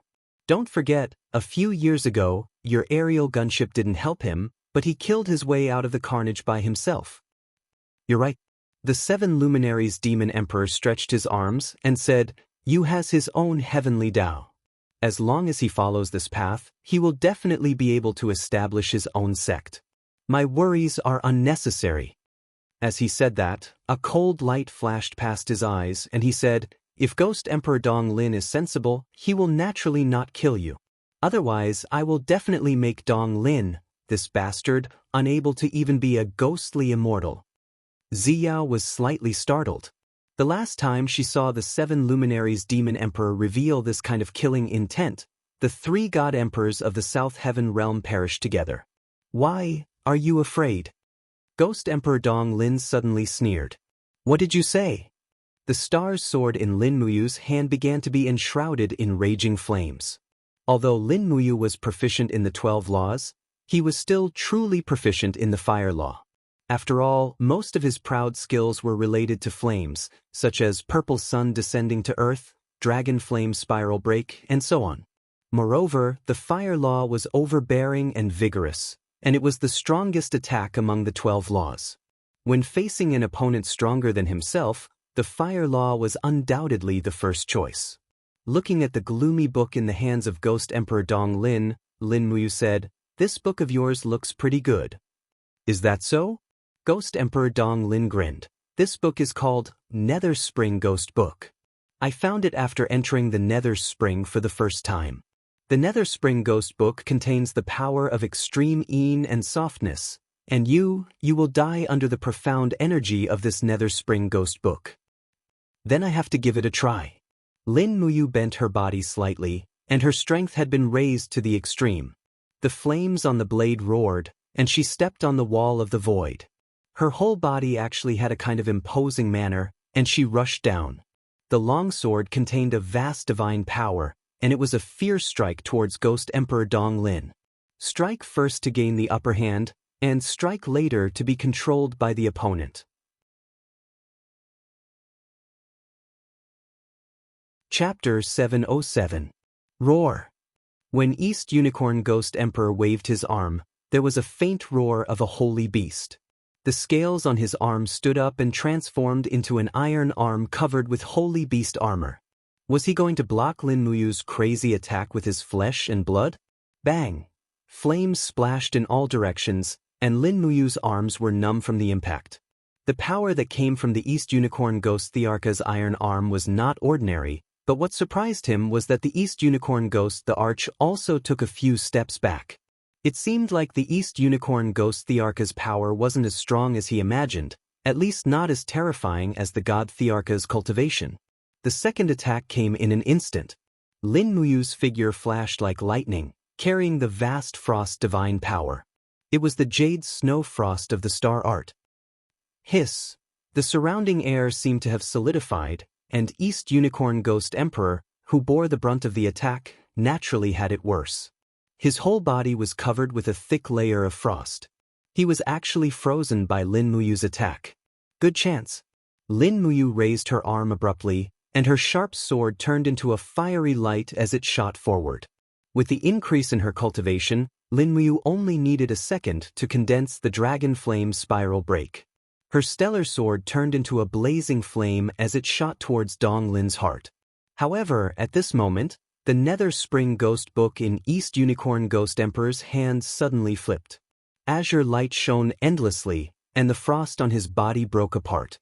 The moment he broke out of the ice, he saw the star's sword flying towards him. He directly opened his palm that was covered in green scales and grabbed the blade of the sword. He growled, "You want to kill this emperor with just you?" Clang, clang, clang. The flying blade slashed on the scales on his finger, and sparks constantly sputtered. East Unicorn Ghost Emperor suddenly clenched his fist and forcibly grabbed the blade. But at this moment, a strong wind came from his waist. It was Lin Muyu's sudden attack. The mighty fist wind, carrying the 7 luminaries' profound energy, blasted on the waist of East Unicorn Ghost Emperor. Chaos of all life. Bang! The fist was overbearing and powerful, but it seemed to not cause too much damage to East Unicorn Ghost Emperor. Instead, East Unicorn raised his palm and fell towards Lin Muyu's back. Ghost Emperor's unique skill, heaven-devouring green Qilin. However, the speed at which Dong Lin's palm was descending was obviously much slower than she had imagined. This was the result of being hit by the soul-vanquishing curse. It was also this delay of almost 0.1 seconds that allowed Lin Muyu to escape the calamity. She dodged the attack but didn't leave. Instead, she flew around Dong Lin Ghost Emperor like a gust of wind. She grabbed the hilt of the star's sword and pulled it outwards. Using the momentum, she rapidly approached Dong Lin Ghost Emperor. Her knee was filled with supreme divine power as she struck Dong Lin Ghost Emperor's chin with her knee. Bastard! East Unicorn Ghost Emperor was one of the overlords of the ghost domain. He had always relied on his strength to speak. If they were to exchange blows, then they would exchange blows. It was fair and square to see who could kill who with the stronger move. When had he ever participated in such a close combat between God Realm experts? And this Lin Muyu in front of him was fighting completely shamelessly, without the slightest dignity of a supreme god. Bang! Lin Muyu hit East Unicorn's chin with her knee, but his chin was also covered by green Qilin scales. Instead, it was Lin Muyu's knee that felt intense pain. Get lost! East Unicorn Ghost Emperor roared, and his fist landed on the dragon blood shield on Lin Muyu's arm. Bang! With just a single strike, Lin Muyu fell to the barren ground like a cannonball, smashing into the sky with a cloud of dust. Amidst the coughing sounds, he struggled to stand up from the deep pit with the help of his long sword. He actually coughed out blood. His arm was still pulsing with the impact of East Unicorn Ghost Thearka's 99 ghostly chi waves. The god the Arch was indeed powerful. Just one punch was enough to injure him. The East Unicorn Ghost Emperor held the Nether Spring Ghost Book in his right hand and formed a fist with his left hand. He descended from the sky with a vast divine power and went straight for Lin Muyu. I can't fight him head-on, I can only dodge. Lin Muyu's feet shook, and she flashed past with falling star step. She was a ruler, and her movement on the ground was just enough to lure the Ghost Emperor to the ground.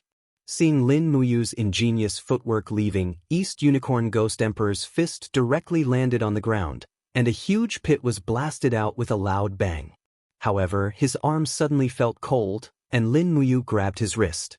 Taking advantage of the fact that the power of the fist hadn't been completely used up, Lin Muyu threw East Unicorn Ghost Emperor out with force. Boom! East Unicorn never expected that he would be hit like this. His entire body was smashed into the soil that had been decaying for hundreds of thousands of years, and his face was bruised and swollen. It was a complete mess, and when he turned around angrily, he saw the blazing sun in Lin Muyu's palm. Oh no! East Unicorn Ghost Emperor could naturally feel the biting cold energy of the purple sun falling to the ground, and he didn't say much. He opened his palm, and the Nether Spring Ghost Book flipped rapidly, absorbing the power of the ghosts within, and roared, "Nether Curse!" A faint purple circular array was held in East Unicorn Ghost Emperor's palm, and it flew towards the purple sun. It was like a nuclear explosion, and it exploded with the two of them at the center. The purple sun falling to the ground actually didn't gain any advantage against the secret technique of the Nether Spring Ghost Book. Lin Muyu's left arm was blasted into a bloody mess, and her injuries weren't light. East Unicorn Ghost Emperor also took a few steps back. He had never experienced such a desperate attack before. Swish! A wind swept past, and East Unicorn Ghost Emperor felt his left hand being grabbed by someone. It was this kid again, and his speed was too fast. An irresistible force came from his arm, and East Unicorn Ghost Emperor actually couldn't control his body. His body suddenly spun, and he was smashed heavily into the ruins.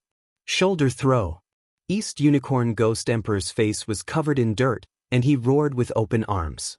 God power instantly exploded out. Since he wasn't a match for Lin Muyu in close combat, then he might as well use absolute strength to crush this kid. It was a pity that East Unicorn Ghost Emperor was hit by the spirit vanquishing curse, and he only had 20% of his god power left. Even if he was stronger than Lin Muyu, he wasn't much stronger. But it just so happened that Lin Muyu was like a fish in water when she landed on the ground. At this moment, Lin Muyu's emotions seemed to be boiling, and she had completely entered the realm of close combat. East Unicorn Ghost Emperor wasn't familiar with close combat, and this would become his weakness today. Rustle, rustle. A blood-red rope suddenly swept out from the ground and firmly tied East Unicorn Ghost Emperor up. It was the spirit-binding rope, the treasure of Sobbing Blood Ghost Emperor. This, East Unicorn was dumbfounded. Isn't this the treasure of Sobbing Blood Ghost? Why is it in your hands? Don't worry about it. Lin Muyu passed by, and a fist with the 5 elements 8 Desolation Annihilation landed on East Unicorn Ghost Emperor's abdomen. The punch made East Unicorn Ghost Emperor dizzy, and a trace of blood flowed out from the corner of his mouth. Lin Muyu continued to attack, and with the help of the spirit-binding rope, she kept attacking East Unicorn Ghost Emperor. Straight punch. Swing punch. Uppercut. Whip kick. Side kick. Downward chop. Shoulder throw. Reverse back throw. Connecting leg throw. By the time Lin Muyu finished a set of boxing moves, East Unicorn Ghost Emperor was already on the verge of death.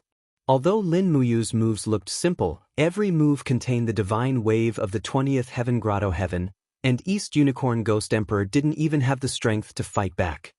Rustle, rustle. East Unicorn lay on the ground, and the scales on the surface of his skin were even starting to crumble. This was the result of his defense collapsing.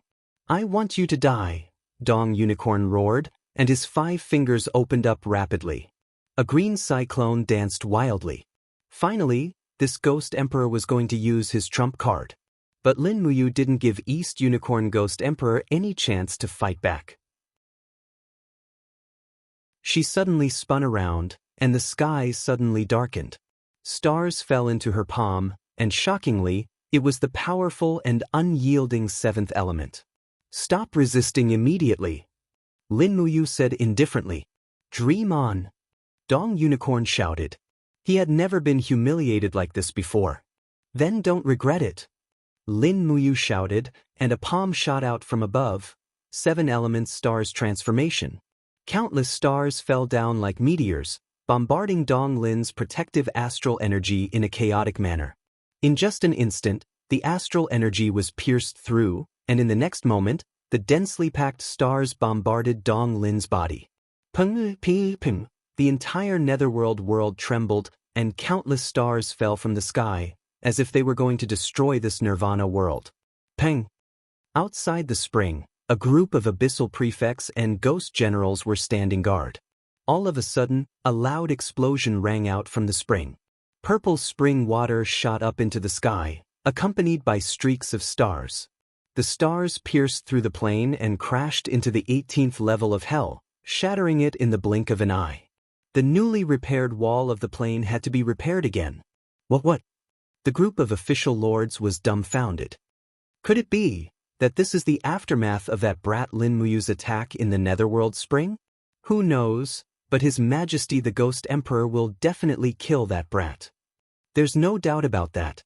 Ghost Emperor Dong Unicorn is invincible in the ghost domain.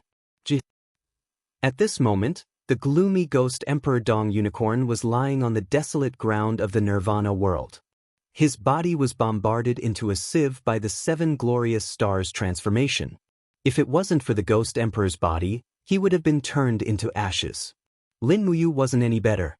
Not to mention the backlash of the seven glorious stars transformation, every attack of his would be automatically countered by Ghost Emperor Dong Unicorn's 99 heavenly abode waves.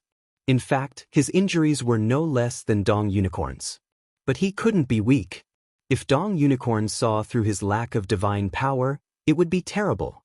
The backlash of the seven glorious stars transformation would last for 10 minutes, and these 10 minutes were too important for Lin Muyu. Sha! Lin Muyu grabbed Ghost Emperor Dong Unicorn's armor collar, lifted him like a little chick, and flew to the top of a netherworld spring. Lin Muyu acted like he was going to throw him down. "Let's talk this out."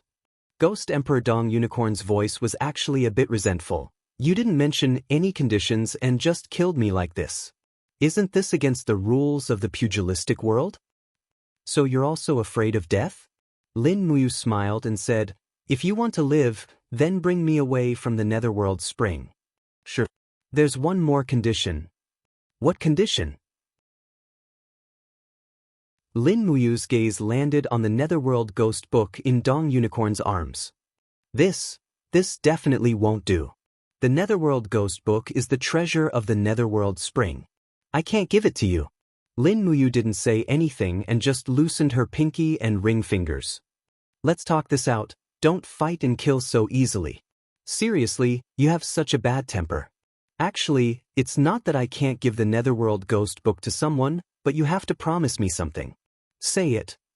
You can't mention anything that happened in the netherworld spring to anyone. This is a gentleman's agreement between us.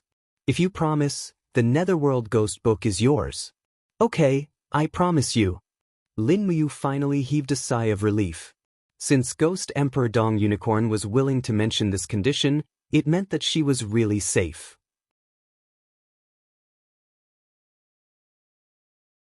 Chapter 708. Gurgle, gurgle. Bubbles suddenly appeared on the mirror-like nether spring. In the blink of an eye, it turned blood red.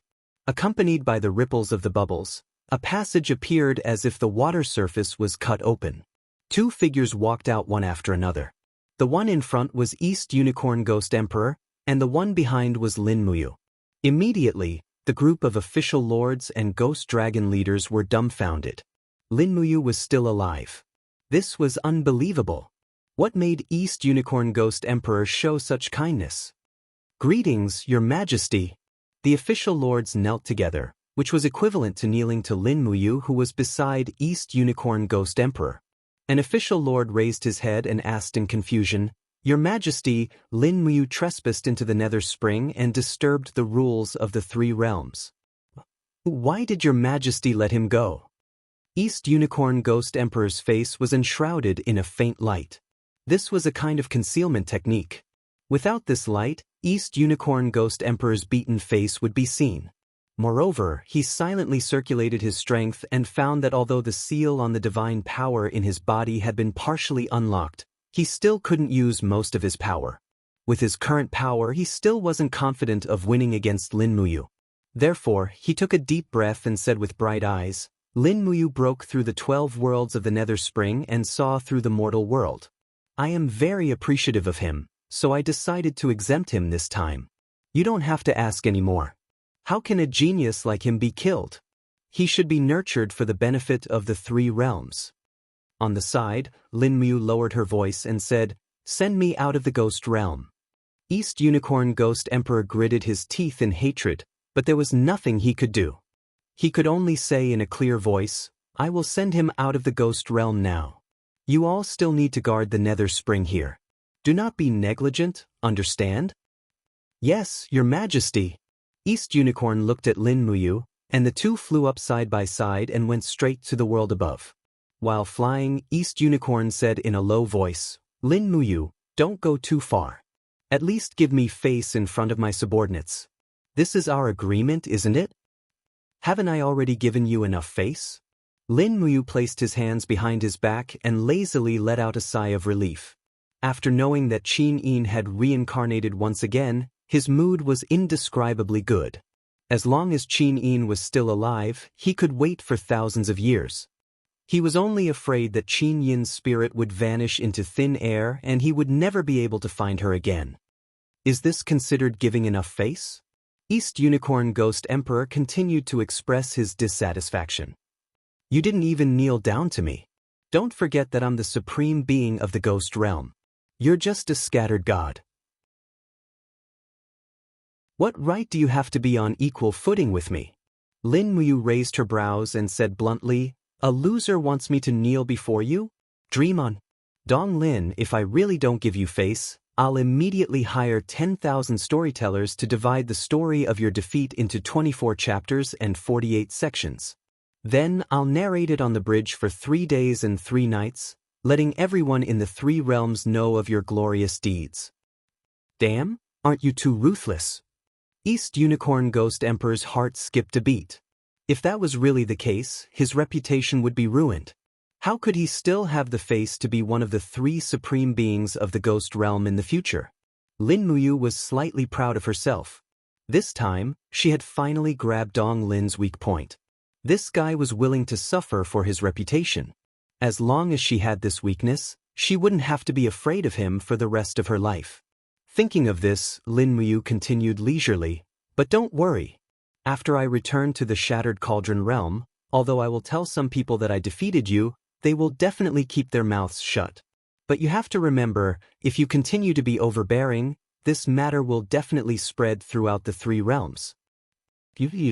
East Unicorn Ghost Emperor was like a deflated balloon.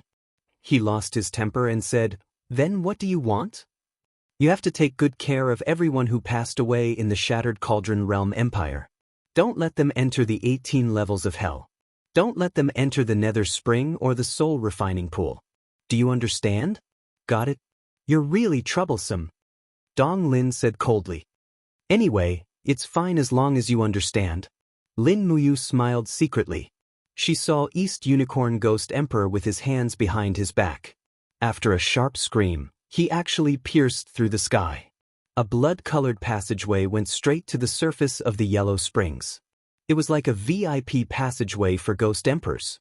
The two of them walked out in a line and easily passed through the 18 levels of hell. Greetings, Your Majesty East Unicorn Ghost Emperor. Around them, thousands of ghost generals and ghost soldiers knelt together. Even Mengpa knelt down politely. This old one greets Your Majesty Ghost Emperor. Dong Lin's expression was calm. He said, Mengpa, on the wheel of time, how long until the plain entrance to the Shattered Cauldron realm opens? Mengpa counted with her fingers. In an hour, it will be midnight in the Shattered Cauldron realm. At that time, the Ghost Gate will naturally open. East Unicorn Ghost Emperor raised his eyebrows. Lin Muyu, I will send you here. I hope that you will behave yourself in the future. Don't forget our agreement. Do you understand? Thank you, Your Majesty Ghost Emperor Dong Lin. This time, Lin Mu took 2 steps back and bowed with cupped fists. She was very respectful. East Unicorn Ghost Emperor couldn't help but feel proud. Although this kid had the disposition of a paragon, he seemed to be quite polite. He was really a promising talent. Not long after, East Unicorn Ghost Emperor's body sank into the ground. Under Meng Po's lead, Lin Muyu came to the entrance of a nest in the swamp. If she wanted to return to the Shattered Cauldron realm, she had to pass through this place at a specific time. Otherwise, she would probably have to leap to another plane. Actually, Lin Muyu could also pass through space. However, this was the ghost domain. It was too far away from the mortal world. If she made a mistake, she would fly into another space. Time couldn't be wasted, so it was better not to waste time. 1 hour was neither long nor short. Meng Po, who was at the side, wanted to say something but stopped herself. She looked like she wanted to chat about family matters, but Lin Muyu was really not interested. She held the star's sword and stood there arrogantly. Brat, what are you being arrogant for? You're just like that Tang Xiaoxi. I'm so angry. Meng Po muttered softly. Lin Muyu's hearing was very strong. Naturally, she heard every word. She couldn't help but ask in surprise, Meng Po, what did you say? Tang Xiaoxi also came to the ghost domain? Yes, what do you think? Meng Po said angrily, that damned girl killed hundreds of ghost soldiers on the surface of the underworld and made a mess in the 18 levels of hell. Finally, she rescued Qin Yin's soul from the soul refining pool and sent it into the reincarnation well. I really don't know what the 5 ghost emperors were thinking. They let this damned girl leave the ghost domain alive. It's so unbelievable. Lin Muyu was dumbfounded. He had been going back and forth in the ghost domain, but he didn't know that Tang Xiaoxi had done such a big thing in the ghost domain. It seemed that it was all thanks to Tang Xiaoxi. Otherwise, Qin Yin wouldn't have been reincarnated so easily. She couldn't help but sigh in her heart. Men couldn't understand the friendship between women, just like women couldn't understand the affection between men. Tang Xiaoxi killed her way into the ghost domain to save Qin Yin. It could be considered that she had repaid the debt of killing Qin Yin in Bailing City when her mind was controlled by Yaoji. The ghost domain is so dangerous. Why did she sneak in alone? Lin Muyu frowned and said softly, what a silly girl. Meng Po slammed her fist on the ground, causing the surroundings to tremble. She said indifferently, can you not be so lovey-dovey in front of me? What I hate the most is the harmony between the zither and the harp. It's so disgusting that I have goosebumps all over my body.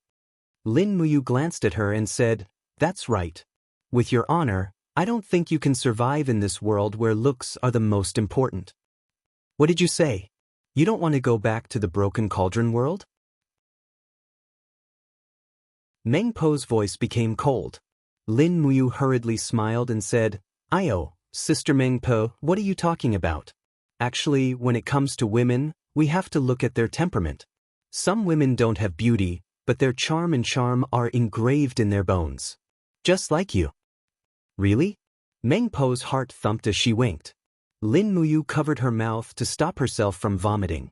She nodded repeatedly, yes, yes, yes. Why hasn't this bastard opened the ghost gate yet? It's about to open. Little sweetheart, don't be in such a hurry. Motherf asterisk her. Lin Muyu cursed in her heart. 10 miles southeast of Heaven Connect City, in the mass grave. The cold wind swept across the land. The mass grave was already covered in a thick layer of snow. Although it was snowing heavily, one could still vaguely see the flickering light of torches. A group of generals wearing the leather robes of the empire stood guard here. Under a towering poplar tree, Tang Xiaoxi stood there quietly. Snowflakes fell on her cheeks and eyelashes, melting rapidly. The snow grew heavier and heavier, but Tang Xiaoxi remained unmoved.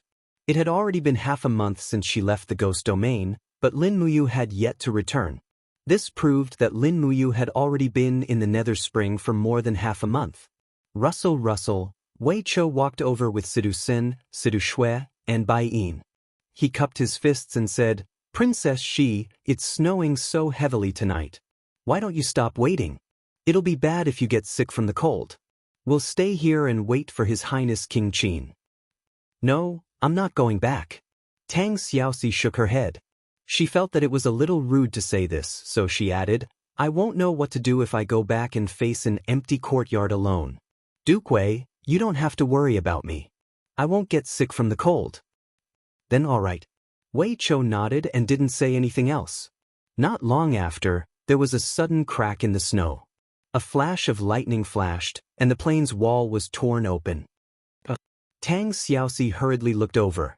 She saw a figure shuttling out. It was Ouyang Yen, who was wearing a pure white fur robe. She pursed her lips and smiled apologetically. I'm sorry to have surprised everyone for nothing. I'm here to wait for Her Highness Lin Muyu. Tang Xiaoxi couldn't help but feel very disappointed. She really wanted to beat her up. But before Tang Xiaoxi could dispel this idea, there was suddenly another flash of lightning behind Ouyang Yen, and a handsome figure flew out.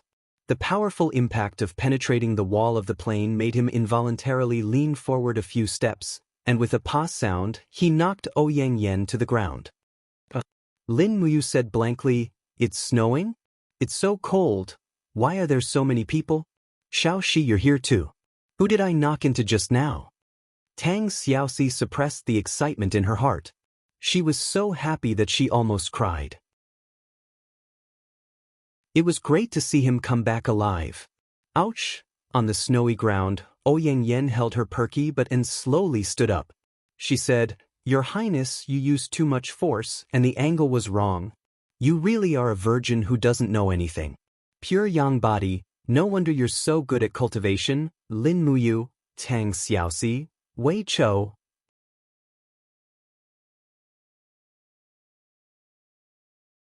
Chapter 709. Everyone is here? Lin Muyu brushed off the snow on his shoulders and said with a smile. He was still wearing autumn clothes, but it was already winter. Come. Sidu Shui was meticulous. She took a leather robe embroidered with golden purple flowers from the servant and handed it to Lin Muyu. She said with a smile, Madam, put it on. It's winter again this year. Although you are a God-state cultivator, you still need clothes to keep out the cold. Thank you, Ashue. Lin Muyu accepted it gladly. She turned around and put on the robe. It was indeed much warmer. Everyone stood in the same place happily. Only Tang Xiaoxi stood alone in the snow. She still didn't know how to face Lin Muyu, and the knot in Lin Muyu's heart had not been untied. But it was different this time. Let's go back to Heaven Connect City? Lin Muyu touched her stomach and said, I haven't had a good meal in the ghost domain for almost a month. Shouldn't you have prepared delicious food to entertain me? Wei Chou chuckled, Your Highness, rest assured. Every night at midnight, General Shui ordered the Spiritual Fire Department to prepare a table of good dishes. It's just that Your Highness didn't come back until today. That table of good dishes has been taken advantage of by us. Let's go. Lin Muyu walked straight out of the forest. When she passed by Tang Xiaoxi, she inadvertently held her hand and whispered, Why are you still in a daze? Let's go back and eat something delicious. Tang Xiaoxi was happy and puzzled. She let Lin Muyu hold her hand. The scenery of the ghost domain is not bad, right? Lin Muyu suddenly asked. It's all right. How is Xiaoyin now? She. Tang Xiaoxi hesitated for a moment and said, She asked me to tell you that you have to take good care of yourself and wait for her to come back. Mumu, you don't blame me? Lin Muyu turned around and smiled. She looked straight at her and said, Ouyang Yen told me that you were bewitched by Yaoji and killed Xiaoyin. I don't blame you. Now that you have saved Xiaoyin's life, I can't thank you enough. Now, you are still Tang Xiaoxi and I am still Lin Muyu. Let's wait for Xiaoyin to come back. Before she comes back, we have to work together to protect this family. A smile appeared on Tang Xiaoxi's face. A huge stone had finally been lifted from her heart. This was the first time she had smiled so happily since she had returned from the devil race. Lin Muyu squeezed her hand tightly. All this while, Tang Xiaoxi had been under a lot of pressure. How could he not know that? In fact, Tang Xiaoxi's life was even more difficult than his. Now that there was finally hope, he hoped that, Everything could return to the good old days. What is Xiao Yin's next reincarnation? Lin Muyu mounted the horse and asked. Tang Xiaoxi rode another white horse and said, Azura Path. Azura Path? Yes. What is Azura? Hunters who walk in the three realms. They are neither human nor ghost nor god. The 5 ghost emperors said that Azura is good and bad. They are born to hunt. I see. Lin Muyu took a deep breath and said, What comes after the Azura Path? The last reincarnation, the Heavenly Tao. As long as Xiao Yin survives the Heavenly Tao, she'll be able to form a true body of flesh and blood and return to the 3 realms. Tang Xiaoxi was moved. But the 5 ghost emperors also said that Xiao Yin will forget the past, whether it's the Azura Path or the Heavenly Tao. This is her own cultivation, and no one else can control it. I understand. Lin Muyu clenched his fists. All these years he'd been forced to do things against his will. Although he had the disposition of a supreme being, there were too many things he couldn't control. This was probably fate. Some things were destined to go with the flow, and couldn't be forced. Skyspan City, King Qin's mansion. It was brightly lit and bustling. Almost all the commanders and captaincy generals in the Longdan army camp were present. Even the administrative officials of Skyspan Province and Lingdong Province were gathered to celebrate the return of Lin Muyu, the king of Qin. Lin Muyu didn't drink. He only ate meat. He was one person short of eating a deer. Tang Xiaoxi and Chu Yao just watched him eat with smiles on their faces. This was also a form of enjoyment for them. Xiao Shi, I brought you a gift. Oh, what is it? Lin Muyu took out a book from her cosmos sack with a swoosh. It was a black ancient book, and its surface was enshrouded with a faint ghostly aura. Lin Muyu moved her fingers lightly, and the pages of the book flipped open. The azure blue light was dense, and immediately, a chill spread out in the originally warm and harmonious main hall. Everyone looked over at the same time, and they were all dumbfounded. Well, what is this? Tang Xiaoxi was stunned. Lin Muyu said, This is the Ghost Book of Nether Springs. I got it from the Ghost Emperor of East Unicorn. It's an extremely and soft magic tool, and also a type of weapon. However, my physique isn't suitable for using this book, so take a look. If you like it, I'll give it to you. As long as you use it properly, the Ghost Book of Nether Springs can greatly increase your strength. Tang Xiaoxi reached out and touched the pages of the book. Immediately, a powerful yin qi surrounded her palm. She couldn't help but cry out in surprise. She immediately transformed into her 9-tailed form. With a swish, raging flames flew up, and a pair of golden eyes stared at the Ghost Book of Nether Springs. Tang Xiaoxi's fingers were wrapped in raging flames, and she resisted the yin qi in the book. Could something have happened? Chu Yao was forced back several meters, and she looked on worriedly. Lin Muyu shook her head and said confidently, This is Xiao Shi and the Ghost Book of Nether Springs communicating. Chu Yao was doubtful. Tang Xiaoxi looked like she was about to fight. How could there be such a communication? But in reality, Tang Xiaoxi was indeed communicating with the Ghost Book of Nether Springs with a kind of power. This was a process of recognizing its master. If Tang Xiaoxi's godly power wasn't enough to make the Ghost Book of Nether Springs submit, then she would lose the right to use the book. As a result, the raging flames became more and more biting cold. Even a fiery red spirit pearl of law danced around Tang Xiaoxi's body. She actually took out a spirit pearl of law. Lin Muyu was secretly shocked. After not seeing her for a long time, Tang Xiaoxi's strength seemed to have increased a lot. Ouyang Yen and Chu Chu both said that only the first 3 grades of Godhead could condense Spirit Pearl of Law. It seemed like Tang Xiaoxi's Godhead had already broken through to the caste Immortal Godhead. Finally, after about 10 minutes, the light of the Ghost Book of Nether Springs began to dim. Small beads of sweat appeared on Tang Xiaoxi's forehead. She quickly closed the Ghost Book of Nether Springs and put it into the spatial bag at her waist. She said with a smile, Thank you, Mu, I like this gift very much. It's good that you like it. Lin Muyu sat down again as if nothing had happened. Wei Chou, Chu Yao, Sidu Sen, and the others were a little speechless. Lin Muyu and Tang Xiaoxi's cultivation was far beyond their reach. These two freakishly strong fellows' casual words perhaps represented a realm that they would never be able to reach in their entire lives. At this time, Chu Yao said softly, "Half a month ago, Lanyan City sent a letter saying that they found a descendant of the Seven Seas Tang sect. That person's name is Tang Zong, the illegitimate son of the Seven Seas King, Tang Lan's second son, Tang Jing. He is Tang Bin and Tang Lu's half-brother, and will be conferred the title of Northern Duke in 5 days. Yen and Su Yu wrote that if you can make it, it's best if you bring Shaoxi back to Lanyan City to participate in the conferring ceremony. After all, as the king of Qin, you should be present."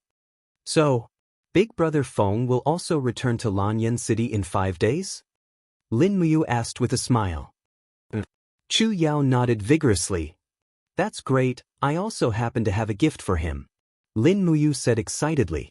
But Chu Yao's beautiful eyes revealed a trace of disappointment. Lin Muyu saw it clearly and hurriedly said with a smile, "Big Sister Chu Yao, I risked my life this time because I really don't have time to go shopping and buy gifts for you because most of the gifts I brought back are bloody. I believe you don't want them either," Chu Yao chuckled. "I'm very happy that you have this kind of heart. By the way, where's Grandpa Chu Chu? He went into the mountains to collect herbs these 2 days. You don't have to worry about him. Just go and do your thing." Lin Muyu looked at the crowd and said, "How is everyone these days?" Sidusan cupped his fists and said, "Your Highness, I haven't made any progress in the cultivation of star tactics. I hope your Highness can take some time to teach me." No problem. Where's Wei Chou?" Wei Chou said happily, "Your Highness, I've stepped into the sanctuary realm under Chu's guidance." "Great, that's great." Lin Muyu slapped her thigh and said, "All of you need to step into the sanctuary realm soon. I don't want to be in my 20s while all of you are doddering old men. That would make me very sad." Everyone laughed loudly. At this time, Lin Muyu thought of something and said, "Wei Chou, I have a demon god divinity here. If you don't mind, I can help you refine this divinity and start to nurture the divine power in your body to speed up your cultivation. But there will be a certain degree of danger. Are you willing?" Wei Chou was overjoyed and he cupped his fists and said, "I'll listen to your Highness's arrangements." Great. Lin Muyu's idea was very simple. It was the method used by the 7 luminaries demon emperor back then. She injected a strand of divine power into a mortal's body.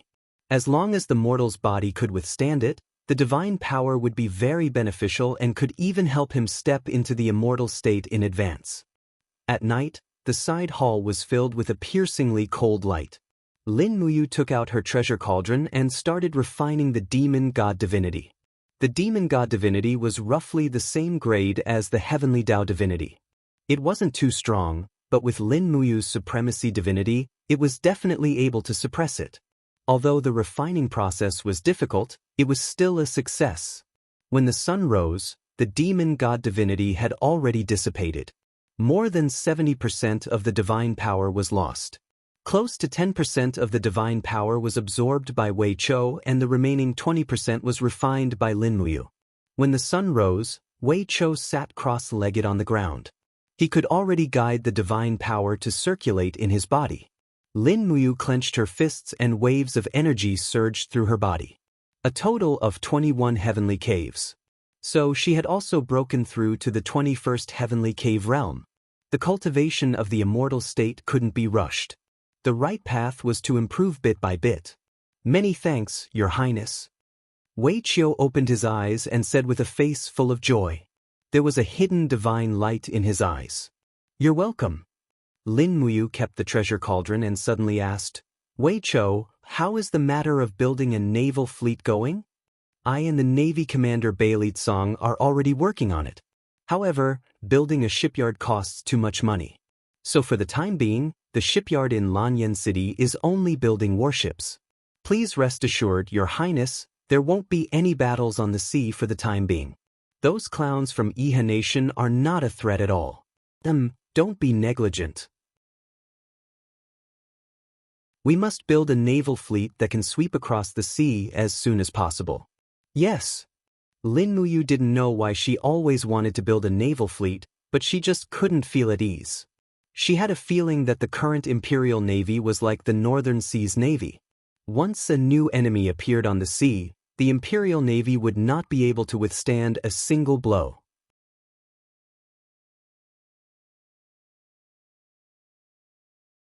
Chapter 710. 3 days later, Lin Muyu and Tang Xiaoxi set off for Lanyan City with light luggage. Both of them were god-level experts, and with their ability to fly and travel, they could rush back to Lanyan City in a day. Ouyang Yen wanted to come along, but Lin Muyu forced her to stay in Heaven Connect City. Heaven Connect City needed a god-level expert to guard it. After all, the demon race's strength was still there, so they couldn't afford to neglect it. At dusk, the forest outside Lanyan City had already lost all its leaves. It was barren, and the scene of old trees and crows could not help but make one sigh with emotion. Years passed. This city was like an old man that had experienced the vicissitudes of life, still standing there. It was just that the people had changed. Qin Jin, Chu Huaying, Qin Lei, Lei Hong and the others were no longer around. They had also taken away the memories and time that once belonged to this place. In the sky, two figures flew past and directly flew into the imperial capital. It was Lin Muyu and Tang Xiaoxi. They arrived at Zetian Palace before the sky turned dark, which surprised them more or less. From Lanyan City to Heaven Connect City, it would take at least 10 days even on horseback. However, with the two god-level experts, it only took a day. Outside Zetian Palace, the bamboo leaves were green, and the garden in the palace naturally maintained a sense of spring. Rows of royal guards walked between the pavilions with their hands on the hilts of their swords, protecting the safety of the empire. "Who is it?" The commander of the dragon guards looked up at the sky and said, "Come out." This person's cultivation was not bad. Su Yu's judgment would not be wrong. The commander of the royal guards that she had chosen was also a top-notch expert. Although he was very young, his cultivation was at least at the 3rd level of the heaven realm. Papa! Papa! 2 beams of purple light flashed out. They were spatial cracks. Lin Muyu and Tang Xiaoxi's figures appeared in the empty space in front of Zetian Palace. A group of royal guards rushed forward and knelt in a row. "Greetings, Your Highness King Qin." "Greetings, Princess Shi." "No need for formalities, please rise." Lin Muyu raised her hand and said, "Bring me to Yen and Aunt Luo."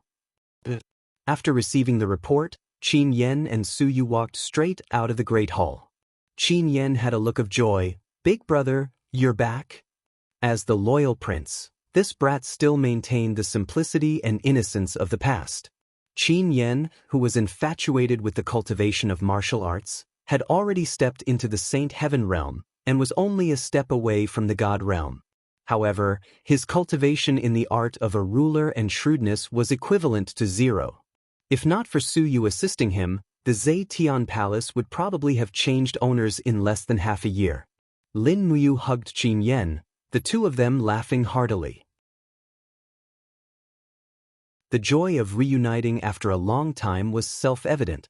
Subsequently, Qin Yen turned around to look at Tang Xiaoxi and cupped his fists respectfully. "Qin Yen greets Princess Shi." Tang Xiaoxi helped him up. "Your Highness Prince Xiong, you don't have to be so polite." Su Yu smiled and said, "Since the two of you are travel-worn, you can stay in the Zetian Palace Hall. I will immediately order people to prepare dinner. Is there anything in particular you want to eat?" "It's fine as long as it's Zetian Palace Hall's food." Lin Muyu rubbed her hands and said, "It's been a long time since I've eaten in Lanyan City. Such a good opportunity is hard to come by. Don't you think so, Xiaoxi?" Tang Xiaoxi nodded, feeling a lump in her throat, but she did not speak. Back then she, Lin Muyu, and Qin Yin were all in Lanyan City, and the memories of tasting the delicacies of the Zetian Palace Hall together seemed to be gone forever. Now that she returned to the Zetian Palace Hall again, she felt especially upset in her heart. She really wished that Qin Yin was right in front of her, and that the people she cared about were still around. However, the affairs of the world were unpredictable, and no one could have everything go as they wished. Not long after entering the Great Hall, the loud call of an attendant came from outside the hall. The Duke of the North, Tang Zong, requests an audience. Tang Zong is here. Su Er stood up and said with a smile, Xiaoxi, he's the son of your second uncle, Tang Jin. Tang Xiaoxi nodded and smiled. Tang Lan and Tang Lu's rebellion was already something that had been hammered into an iron plate. However, the empire had not uprooted the Tang family, but had even found a branch of the Tang family's bloodline. How could Tang Xiaoxi not know how much effort they had put into this? Tang Zong walked in wearing a white robe. His expression was handsome, and he was no longer that little blacksmith from before. His eyes were extremely clear, and after entering he knelt down on one knee. Tang Zong pays his respects to your highness, Prince Zhong. Pays his respects to Marquis Xining. Su Yu smiled. Tang Zong, there are two more people. Why don't you pay your respects? Ah. Tang Zong was startled, because he did not recognize these two people at all. Although he could tell at a glance that Lin Muyu and Tang Xiaoxi were not ordinary people, after all, they had not masked their faces. Su Yu smiled, pointed at Lin Muyu and said, This is Her Highness, Lin Muyu, the Prince of Qin. Tang Zong hurriedly knelt down again. This humble subject pays his respects to your highness, the Prince of Qin. No need to be so polite. Su Yu then pointed at Tang Xiaoxi and said, Tang Zong, do you know who this beauty is? Tang Zong doesn't know. He shook his head in confusion. Su Er lightly laughed. She's your older cousin, Tang Xiaoxi. She's also your only relative in the Zetian Palace. Hurry and get to know her. In the future, you'll be family. Older cousin? Tang Zong's eyes couldn't help but redden. Are you really my older cousin? Tang Xiaoxi walked up and gently stroked Tang Zong's arms, helping him up. She said, as expected, you look a lot like second uncle when he was young. Tang Zong hurriedly bowed again. Tang Zong pays his respects to older cousin. Oh no, pays his respects to the Fugua princess? Tang Xiaoxi giggled. Silly boy, stop bowing. Why are you bowing so much? Don't call me the Fugua princess, just call me older cousin. Hurry and get up. Since you're here, why don't you have dinner with us tonight? Yes, older cousin. Tang Xiaoxi looked at Tang Zong's honest appearance and said with a smile, Tang Zong, from now on, you're the successor of our Tang family. I'll teach you the mental cultivation method of the Fire Fox Seal. I hope that you'll cultivate well and be loyal to the empire. Don't disappoint everyone's high regard and love for you. All right. Thank you, older cousin. Tang Zong naturally knew the importance of Tang Xiaoxi's words. This was equivalent to Tang Xiaoxi acknowledging her identity as a member of the Tang clan. This was something that Tang Zong had always dreamed of. Moreover, it was publicly acknowledged that one couldn't become the master of the Seven Seas Tang sect without cultivating the Fire Fox Seal. Tang Xiaoxi personally imparting the Fire Fox Seal was a great honor. A little later, a winged cavalry warrior came to report, Prince Xen Feng Jixing's convoy has entered Lanyan City and is heading toward the Zetian Palace. Dinner isn't ready yet. Big brother Feng has finally made it in time for dinner. He's really in a hurry. Lin Mu smiled. Tang Xiaoxi smiled and said, Mu, should we go and welcome General Feng? Lin Mu nodded. Seeing that Tang Xiaoxi didn't harbor any hatred toward Feng Jixing, he felt at ease. After all, the 100 traders from the Tang clan, as well as Tang Lu, were all killed by Feng Jixing. If Tang Xiaoxi hated Feng Jixing, there was nothing wrong with that. However, Tang Xiaoxi was a righteous person and knew that Tang Lu and the others were courting death by themselves and had nothing to do with others. Not long after, several tens of riders left the Zetian Palace, heading toward the Tongtian Street to welcome Prince Xen. From afar, there was an endless stream of carriages, and the flags of Prince Xian and the Empire's purple Yinhua were connected together. Feng Jixing was riding at the very front of the crowd, flying over. When he saw Lin Muyu from afar, he could not help but let out a hearty laugh and say, You're really early. That's right. To think that you even got a guard of honor to come over. Lin Muyu touched her nose and said, Big brother Feng, you've changed. You're no longer that simple and unadorned. You've started to pay attention to extravagance and the prestige of a king. Sigh, I really didn't expect this. Feng Jixing smiled unhappily and said, I really feel like hitting you. Do you think that I don't want to fly to Lanyan City alone? But look at what the carriages behind me are transporting. There are over 1,000 heavenly books, a tremendous amount of weapons, shields, armors, and rations, as well as 500 carriages of gold and silver. If I don't personally escort them and get robbed by the mountain bandits on the way, wouldn't I be busy in Lingnan for the past half a year? Alright. You're right. The food in the Zetian Palace is almost ready. Let's go in and eat while we talk. All right. In the palace, a group of maids and attendants kept on serving the dishes. A total of 3 tables had been set up. After all, Feng Jixing had brought back Zhang Wei, Luo Yu, Chen Xiaoli, and the other generals. There was a need to arrange tables for them. Big brother Feng, I have something to show you. Lin Muyu pulled Feng Jixing to a corner of the palace and took out 2 sabers from her Qianquan bag. One was enshrouded in flames while the other was surrounded by wind blades. They were the Crimson Phoenix and Azure Dragon divine weapons. Both of them were sub-divine grade and much stronger than the Saint grade Windcutter saber. Oh my god! Feng Jixing could no longer remain calm. He grabbed the Crimson Phoenix with one hand and felt a wave of blazing energy surging into his palm. It actually fused with his law of fire and divine power in an instant. It was as if the saber had instantly become a part of his body. He instantly entered the realm of being one with the saber. He frowned immediately. These 2 sabers are mine. Do you know how to use dual sabers? Lin Muyu asked. Ha! Feng Jixing laughed loudly. Are you kidding me? The wind saber technique that I created is a different path. It originally had a set of dual sabers. Don't worry. What's so special about these sabers? They're called the Crimson Phoenix and Azure Dragon respectively. They're the weapons of a sovereign in the ghost realm. Feng Jixing was stunned. You're actually helping me get weapons from the sovereign? I didn't. I killed him and took them while I was at it. But I'm not giving these 2 sabers to you for free. Lin Muyu said. Feng Jixing narrowed his eyes.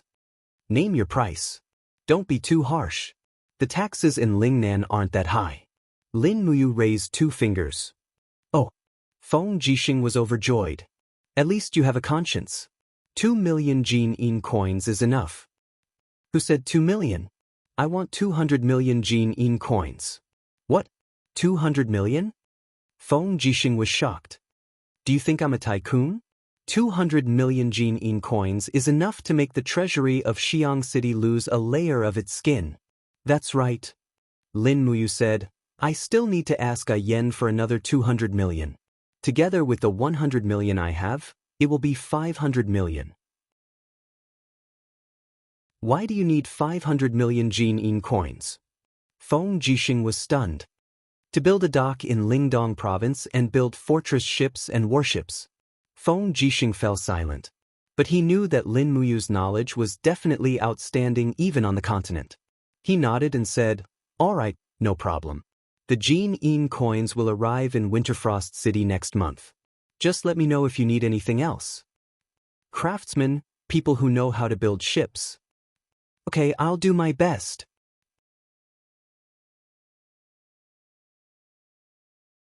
Chapter 711. To the north of the Tongtian Gorge, after passing through numerous mountain ranges, there was a plateau covered with a sea of snow. The 8 Wastelands, a vast plain, was once the gathering place of demons. However, the climate of the 8 Wastelands was very harsh. Over 7 out of 12 months of the year, it was covered with thick snow. Therefore, the grazing season and planting season could not exceed 5 months at most. However, such a barren plateau provided the main provisions for the hundreds of thousands of demons in the heaven-reaching gorge year after year. Several hundred years ago, the Demon King and the Saint Master led the majority of the demon race's population and army out of the Ba Wasteland, leaving only one aristocratic family of the demon race to guard the Ba Wasteland, which was the Nan Nan family, a famous family of the demon race. Lianji, Lianhai, Bai Bing and other demon race experts came from the Nan Nan family. For the past several hundred years, the Nan family's contributions couldn't go unnoticed. At this moment, the 8 wastelands was covered with ice and snow. Looking into the distance, there were no signs of human habitation. Only a group of cavalrymen on the snowy plains were galloping towards a castle in the distance. Zhongnan City was the fief of the Nan family. The city wasn't big, but it still had a population of 200,000 demons. The cavalry team galloped into the city, heading straight for the city lord's mansion. At the front of the team was a young high-level demon with dashing eyebrows and starry eyes. A light red long sword hung from his waist, and there was a clear and arrogant expression on his face. Shen Baichuan was the son of Xin Xiang, the patriarch of the Zhongnan aristocratic family. At a young age, he had already stepped into the realm of a 6-star demon ancestor. In the younger generation of the demon race, his cultivation was second only to Qianfeng. Moreover, Shen Baichuan was well-versed in the art of war and was said to be well-versed in both the pen and the sword. Back then, he was highly regarded by the Demon King and the Saint Master. If it weren't for the fact that he lost to Qianfeng in a martial arts competition, he would most likely be the #1 demon marshal. The inside of the mansion was empty and desolate. The white-bearded Xin Xiang sat on a stone bench in the courtyard, sipping tea. He said without turning his head, "Baichuan, what's the matter?" Shen Baichuan's expression was grave as he bowed and said, "Father, are we going to keep waiting like this?" "What do you mean? Father, can't you tell?" Shen Baichuan's eyes were cold. In the Battle of Tongtian Province, our god race suffered a crushing defeat. Qianfeng's command was weak, and Lin Miyu killed many of our warriors. Now, the god race's military strength in the Tongtian Gorge is only half of what it was half a year ago. Our Zhongnan aristocratic families lived frugally. Did they squander our wealth like this? Shut up. Shen Xiang stood up and said sternly, "His Majesty the Divine Emperor has made his own decision. You have no right to speak." "Father!" Shen Baichuan cupped his fists, his cloak fluttering behind him. His eyes were filled with determination as he said, "Indecisiveness leads to chaos. If this continues, I'm afraid that the 10,000-year foundation of our Nanan family will be dragged down by His Majesty the Divine Emperor for too long. Does Father want to be the sinner of the Nanan family?" "Baichuan, why are you speaking so presumptuously today?" Shen Xiang's eyes were filled with coldness. Shen Baichuan immediately knelt on the ground, his body trembling as he said, "Because I just went to inspect the cities under my jurisdiction.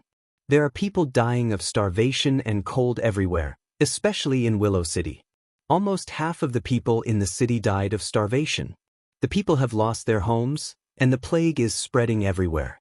The divine capital wants us to provide 3 times the number of horses, food, and weapons. If Father agrees, I'm afraid the Nanan family will be finished." Xin Xiang squinted his eyes and asked, "What do you want to do?"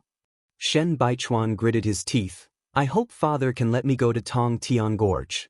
I want to see His Majesty personally and ask him to change the overall strategy. Defending Tongtian Gorge will only cause our god race to lose again and again. Ever since Qianfeng married Her Highness Jing, he has been living like a prince. He's no longer as wise as he was in the past. If we let Qianfeng lead the god race's army, I'm afraid it will lead to the destruction of our god race. Then how do you think the god race should defend against the enemy? The Empire's demonic crystal cannons are very powerful. They have a long range and great power. Even if they are not accurate enough, they are still very terrifying. They can dominate the entire battlefield. The energy of the Tongtian Gorge is getting weaker day by day.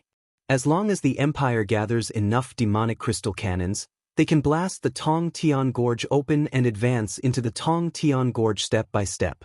The narrow terrain of the Tongtian Gorge is not conducive for large armies to fight. It's very difficult to use the roundabout strategy. Once the humans transport the demonic crystal cannons in, the Tongtian Gorge will become the burial ground of hundreds of thousands of god race warriors. So, Shen Baichuan took a deep breath. His eyes were full of wisdom as he said, "If I were the commander, I would order the god race to retreat from the Tongtian Gorge, give up the god's capital and enter the 8 wastelands. We will retreat in order to advance. We will disperse the armor demons and form an alliance with the northern desert tribes from the north.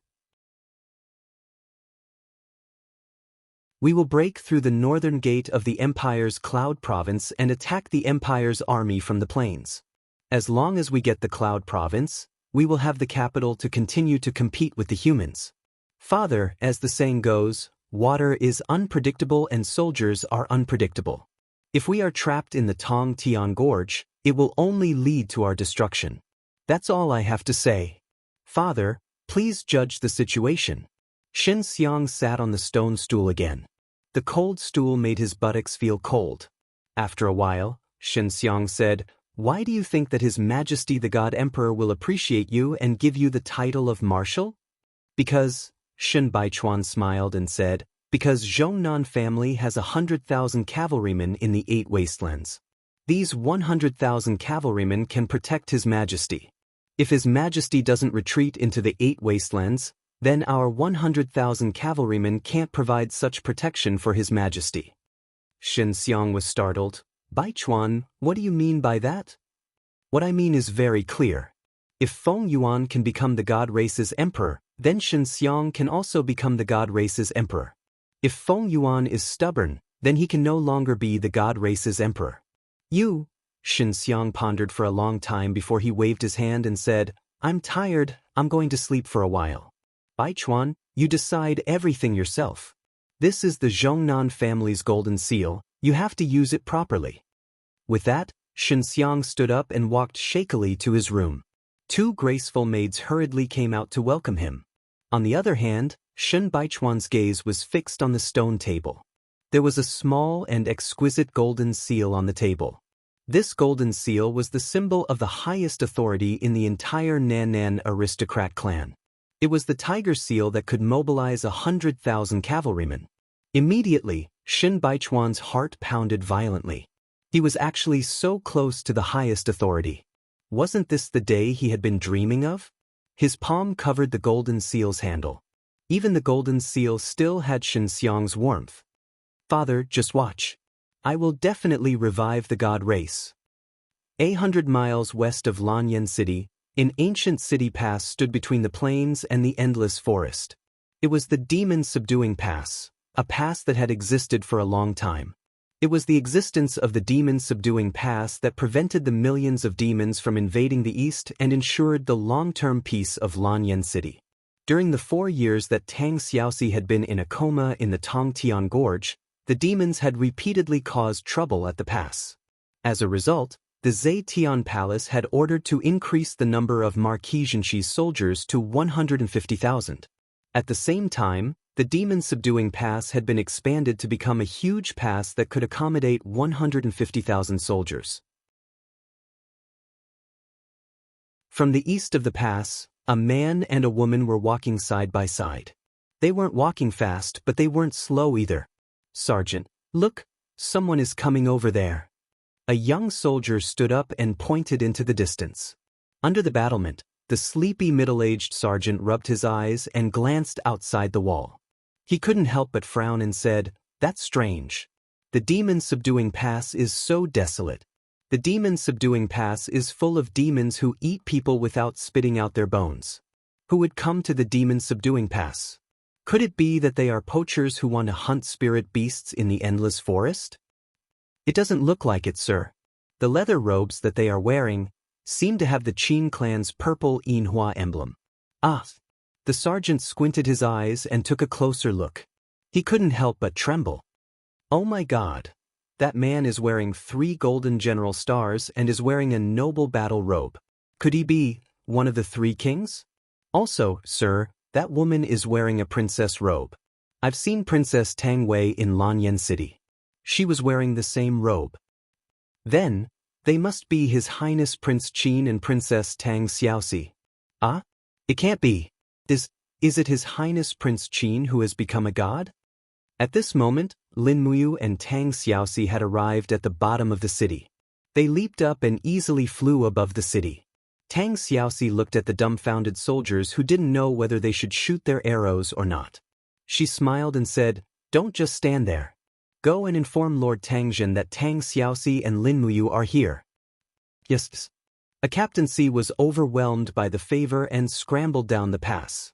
Not long after, a martial artist wearing a silver battle robe sprinted down the cold stone steps. It was Tangjin. When he saw Lin Muyu and Tang Xiaoxi in the air, Tangjin's body trembled. He knelt down on one knee and cupped his fists. Subordinate Tangjin greets His Highness Prince Qin and Princess Shi. No need to stand on ceremony. Tang Xiaoxi floated down and held Tangjin's arms. She smiled and said, "You've worked hard guarding the demon suppression pass for so many years." "Not at all." Tangjin said with some bitterness. "Princess Shi, you're finally back." Because Linghu Yen hasn't seen Princess Shi for too long, he thinks that the Empire has harmed you, so he has repeatedly violated the border. These years, the demon suppression pass has been in constant war. More than 20,000 soldiers have died for the Empire because of this. Tang Xiaoxi was startled and said softly, "Yes, I understand. I'll go to the Forest of Infinity with Mu in the afternoon to see Linghu Yen. Don't worry, the demon clan won't disturb the demon suppression pass anymore." "Thank you, Princess Shi." Tangjin was grateful and said, "I'll hold a banquet in the pass at noon to entertain Your Highness and Princess Shi." Although the demon suppression pass is very poor, there's still some game that can go with the wine. Tang Xiaoxi smiled. "Yes, that's good. Then send an envoy with the Tang Sect's Iron Order as a token to see Linghu Yen in the Forest of Infinity. Let her come to the demon suppression pass to apologize." "Yes." Tangjin was overjoyed.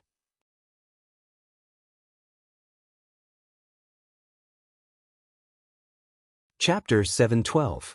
On a winter afternoon, Lin Muyu and Tangjin hadn't seen each other for a long time. Moreover, they were in a bitter and cold place like the demon suppression pass, so they drank a few more cups of wine and were slightly tipsy. Standing side by side with Tangjin on the demon suppression pass, they gazed at the Forest of Infinity. The highest point of the demon suppression pass was at least 50 meters tall and was the tallest building in the Forest of Infinity. The view was extremely wide, and they could see more than half of the Forest of Infinity. "Your Highness, look how beautiful these mountains and rivers are." Tangjin gazed at the white snow in the distance, his face full of drunkenness. Lin Muyu couldn't help but point at the mountains and rivers, saying, "Although it's difficult, these mountains and rivers are gradually being incorporated into our territory. If the Qin Empire can be unified, you and I will both be heroes." Tangjin smiled. "I don't ask for any achievements, I just want to stand in this world and not let anyone down." "Your Highness, you've been fighting all these years, it's really been hard on you." "What hard?" Lin Muyu laughed self-deprecatingly. "It's just like what you said, using war to stop war, to pacify the world, so that the people don't have to suffer the pain of war. All I want is to have a clear conscience. For 10 years. I've been fighting and killing, but I have a clear conscience. Those I've killed are those who deserve to be killed." Tangjin was stunned for a moment, then said, "I'll be fair. If Great Qin didn't have you, Lin Muyu, I'm afraid the chaos would continue for another 20 years. Xiang Yu, the Duke of Southern, killed 1 million people to save a city. That's an ambitious and ruthless person. Your Highness, you killed one person to save tens of thousands. That's a hero. The eyes of the world are bright, and they will see it very clearly." Lin Muyu laughed under the cover of her drunkenness and said clearly, "If I had a choice, I wouldn't want to kill a single person. Who doesn't want to live a peaceful life? If I could choose, I'd rather plant 10 miles of peach blossoms and stay with the person I like. I'd no longer care about the affairs of the world. Who cares about the disputes between kings? Who cares about the flames of war? I'd be happy in Xiaoyao." "It's just a pity." Tangjin was even more drunk now, and he didn't care about the etiquette between a ruler and an official. He smiled and said, "It's just a pity that the people you, Lin Muyu, like are the Empress and Princess Shi. No matter which one it is, they won't let you live such a romantic life, right?" Lin Muyu chuckled and patted Tangjin on the shoulder. "It's good that you know that. A man should be responsible. I will defend the mission that Xiao Yin and Xiao Shi shoulder with them. Even if I am bruised all over, I will have no regrets." Tang Xiaoxi, who was listening at the side, was very touched. She raised her head and looked at Lin Muyu's handsome face, which was slightly red, and said, Mumu, are you really willing to guard the peach blossoms for me and Xiaoyin? Yes, I do. Lin Muyu nodded heavily. But I don't really like peaches. 10-li pear blossom it is then. I don't like pears either. 10-li grape trellis then. Grapes are too sour and hurt my teeth. Then, Lin Muyu was about to cry. Great aunt, what do you like to eat? Meat. Tang Xiaoxi held Lin Muyu's hand excitedly. Mu, after Xiaoyin returns and becomes successful, how about we go to the dragon forest to be hunters? Cloud deer meat for breakfast, mountain pork for lunch, and bear paw for dinner. What a wonderful life. Aren't you afraid of getting fat? Lin Muyu was helpless. Tang Jin smiled and said, Your Highness, don't forget that foxes eat meat. Tang Xiaoxi glared at Tang Jin. You are siding with an outsider. Tang Jin, are you still a member of the Tang family? Yes, how can I not be?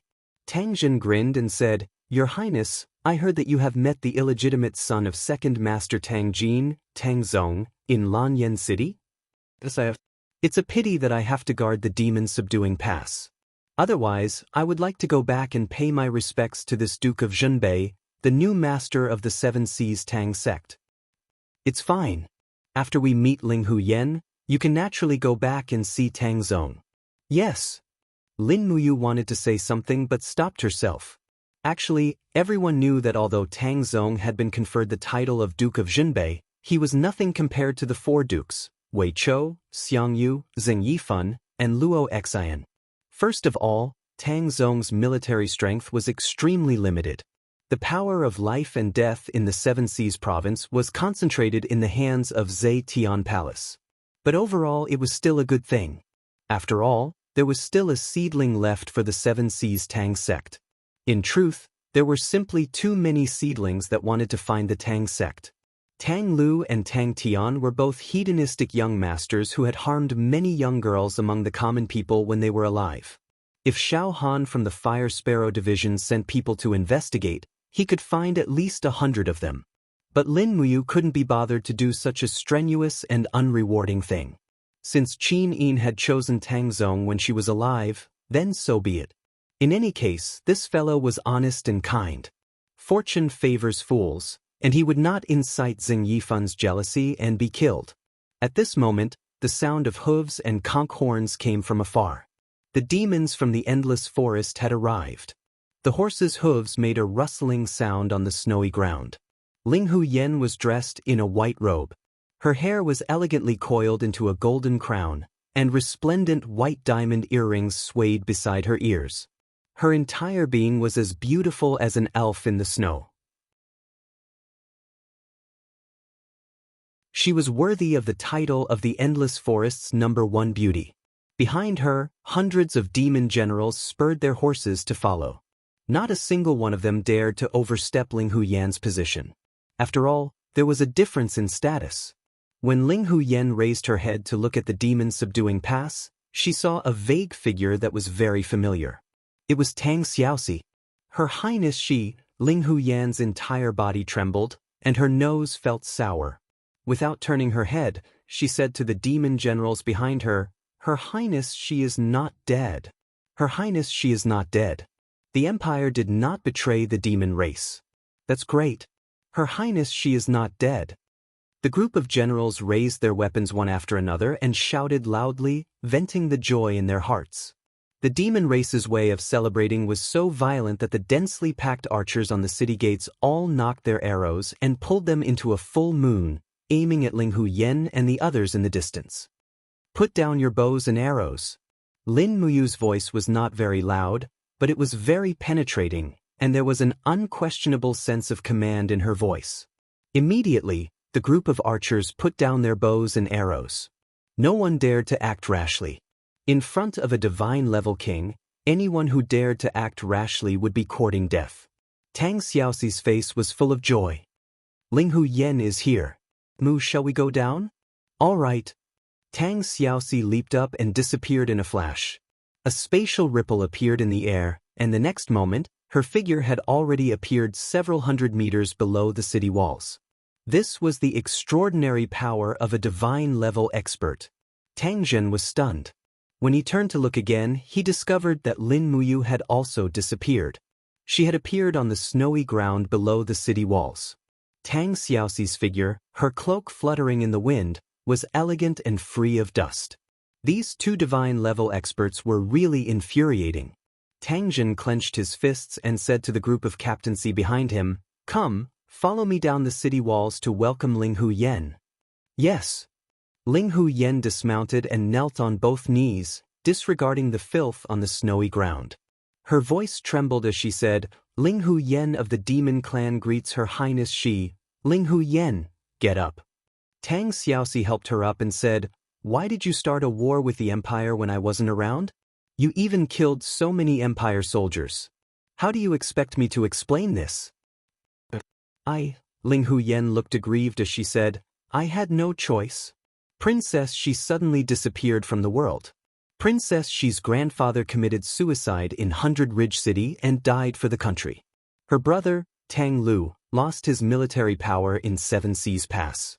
I thought that the Empire had already made up its mind to completely eradicate the Tang family, so we sent troops to attack Demon Subduing Pass. You?" Tang Xiaoxi was extremely helpless. "I asked you to be loyal to the Empire, not to the Tang family. You can't betray the Empire just for me, can you? You attacked Demon Subduing Pass and caused so many Empire soldiers to lose their lives. The Demon Clan must have suffered a lot as well. Why bother?" "But Ling Hu Yen still wanted to argue. But Lin Muyu persuaded her. "Xiao Shi, Ling Hu Yen is confused because of her concern. Don't blame her anymore." Alas, Tang Xiaoxi sighed helplessly. The Demon Clan was always a double-edged sword. They could protect Lanyan City, but they could also deal a fatal blow to Lanyan City. No matter what, she was duty-bound. At this moment, Tang Zhen and the others rode over and dismounted to salute. After the salute, Tang Zhen glanced at Ling Hu Yen and said, "Ling Hu Yen, you really made us suffer. I fought side by side with you, but in the blink of an eye, you don't recognize us anymore." Ling Hu Yen pouted and said, "Lord Tang Zhen didn't give way either. Your ballistae and magic crystal cannons also intimidated our Demon Clan warriors." Tang Xiaoxi said, "Now that I'm here, you two should stop fighting, okay?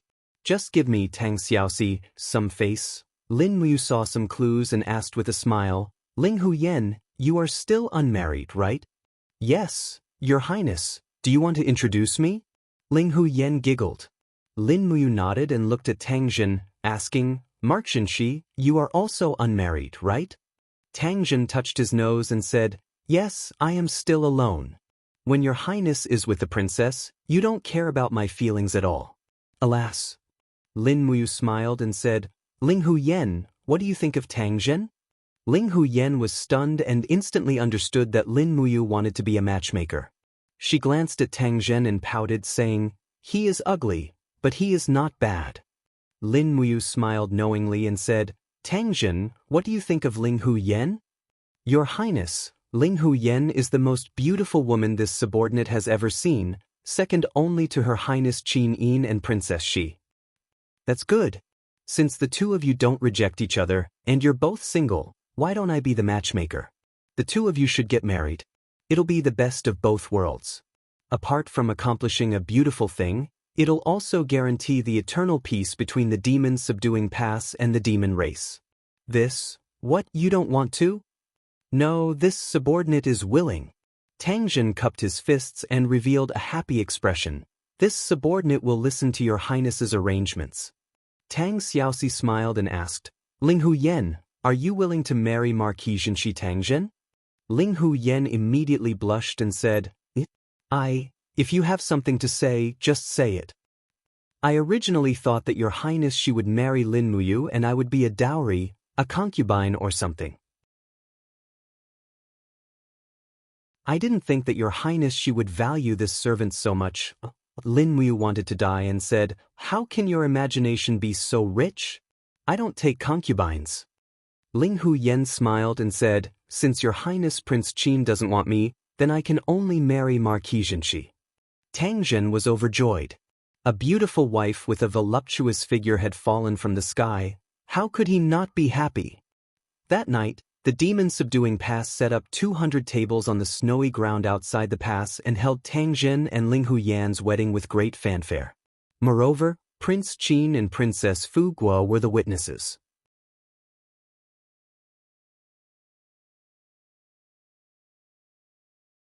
Chapter 7:13. A heavy snow in early spring swept across the entire gorge. The once majestic fairy's capital was now covered in a layer of white. There were messy hoof prints on the mountain roads. The hoof prints were half the size of normal warhorses. These were purebred warhorses unique to the northern desert. They were majestic and powerful. The hoof prints led straight to the fairy's capital. Clatter, clatter. The sound of swords rubbing against armor was heard. The group went to the palace, where Demon King Feng Yuan lived. Bang! The golden gate opened slowly. A high-level demon walked out with 2 rows of guards in golden armor. He shouted, "Shen Baichuan of the Nanan family greets His Majesty." Then he walked up and cupped his hands. "General Shen, the guards of faraway country need to remove their weapons to greet His Majesty. Please." Shen Baichuan smiled coldly and didn't say anything else. He ordered his subordinates to remove their swords and handed them to the attendants. Then he strode into the hall with 4 of his subordinates, each of whom wore the insignia of a major. After all, Shen Baichuan was a duke at the border. The Demon King sat on the throne while Qian Feng and the other generals stood on both sides. When Qian Feng and Shen Baichuan's eyes met, it was as if there was a fire burning in their eyes. Shen Baichuan and Qian Feng were known as the twin walls of the gods' race. They were both the best of the younger generation. Qian Feng was slightly better, but Shen Baichuan had never admitted defeat. "General, you must be tired." Feng Yuan smiled, holding the blade of kings. Shen Baichuan cupped his fists. "Your Majesty! I wonder why the young general has come to God's capital this time?" Princess Royal Feng Jing, who was beside the Demon King, asked. "For the sake of saving the entire race from the abyss." "What are you talking about?" Feng Jing was unhappy. "The gods' race has been in the fairy's capital for thousands of years. How come we're in the abyss now?" Shen Baichuan raised his brows. "Princess Jean, Heaven's Gorge is easy to attack but hard to defend. The Sky Veil has been repeatedly destroyed, and we've lost our barrier. Isn't this like fire and water? The human empire has stationed 200,000 elite soldiers at the front line of Skybridge City, and nearly 1,000 magic crystal cannons are eyeing us covetously. They may break through the southern gate of our Protoss race at any time. Does this count as being close to the abyss?" "You." Feng Jing gritted her teeth, but she didn't know how to refute. Feng Yuan's expression was calm, and he didn't show anything. He only smiled. "General, you've been reading military books for a long time, so you must have extraordinary foresight. Since you've come to the fairy's capital, tell me, what do you think?" Shen Baichuan cupped his hands and said, "The Qin Empire only relies on the magic crystal cannons." "Your Majesty, you can imagine that Wei Chou has led the Longdan army camp to operate in the Skybridge province for a long time. He's very experienced in both defense and offense. If we fight a positional battle with the Qin Empire, we'll definitely lose with their magic crystal cannons and battle formations. Even if Marshal Qianfeng connects with the Iha country and attacks from the south, it's just a temporary measure. Don't forget that Prince Xin, Feng Jixing, is eyeing us from the Qinling Mountains with 200,000 soldiers. As long as the Iha country attacks from the coast, they might be wiped out by Feng Jixing before they can even see the flag of the Longdan army camp. If that's the case, the gods' race will definitely lose." All the officials were rendered speechless by his words and remained silent. The Demon Emperor nodded slightly and said, "Little General, please continue." Shen Baichuan swept his gaze across and saw a hint of unwillingness flashing past Qianfeng's face. It was as if his thoughts had been exposed. Shen Baichuan couldn't help but feel a little proud and continued, "Lin Muyu is looking forward to fighting a positional battle with us. Therefore he's not anxious at all. After taking over the Skybridge province, he's been training his troops, waiting for us to attack and send ourselves to our deaths. However, we might not necessarily have to fight a decisive battle with them on the plains. Why do you say that? The Demon Emperor was surprised. Shen Baichuan said respectfully, back then, the reason why the gods' race was able to march straight into the continent, taking over 2 of the Empire's provinces and reaching the Five Valleys city was because of their mobile battle tactics. The armor demons are ferocious and can be said to be invincible in field battles. However, in the subsequent battles, we gave up on field battles and chose to fight a positional battle with the Qin Empire. After they obtained the arrow boxes, they also developed the magic crystal cannons. How can we not be defeated? The Demon Emperor narrowed his eyes and asked, Little General, what strategy do you have to deal with them? Shen Baichuan smiled. It's very simple. 8 words to defeat the Empire. Which 8 words? An elder asked. Attack when they're unprepared and defeat when they're weak. Shen Baichuan said. How do you attack when they're unprepared? Defeat when they're weak again? Feng Jing saw that Qianfeng was being pressured step by step. She hurriedly spoke to help Qianfeng regain some face. Shen Baichuan said, in order to completely destroy the divine race, the Qin Empire has gathered almost all of their magic crystal cannons in the Tongtian province. As for the other provinces, even the capital cities only have dozens of magic crystal cannons as decorations. In that case, why don't we turn our army around and retreat to the 8 wastelands? Then, together with the barbarian tribes of the northern desert, we can attack the Cloud Province from the northern snow region. The Cloud Province is guarded by Duke Luo Xian of the Northern Kingdom. He has no more than 200,000 soldiers and less than 100 magic crystal cannons. This year is a cold spring and there will be another heavy snowfall before March. This snow is our chance to turn defeat into victory. All 200,000 armor demons will be divided into 20 groups and we will attack the Cloud Province under the cover of the snow.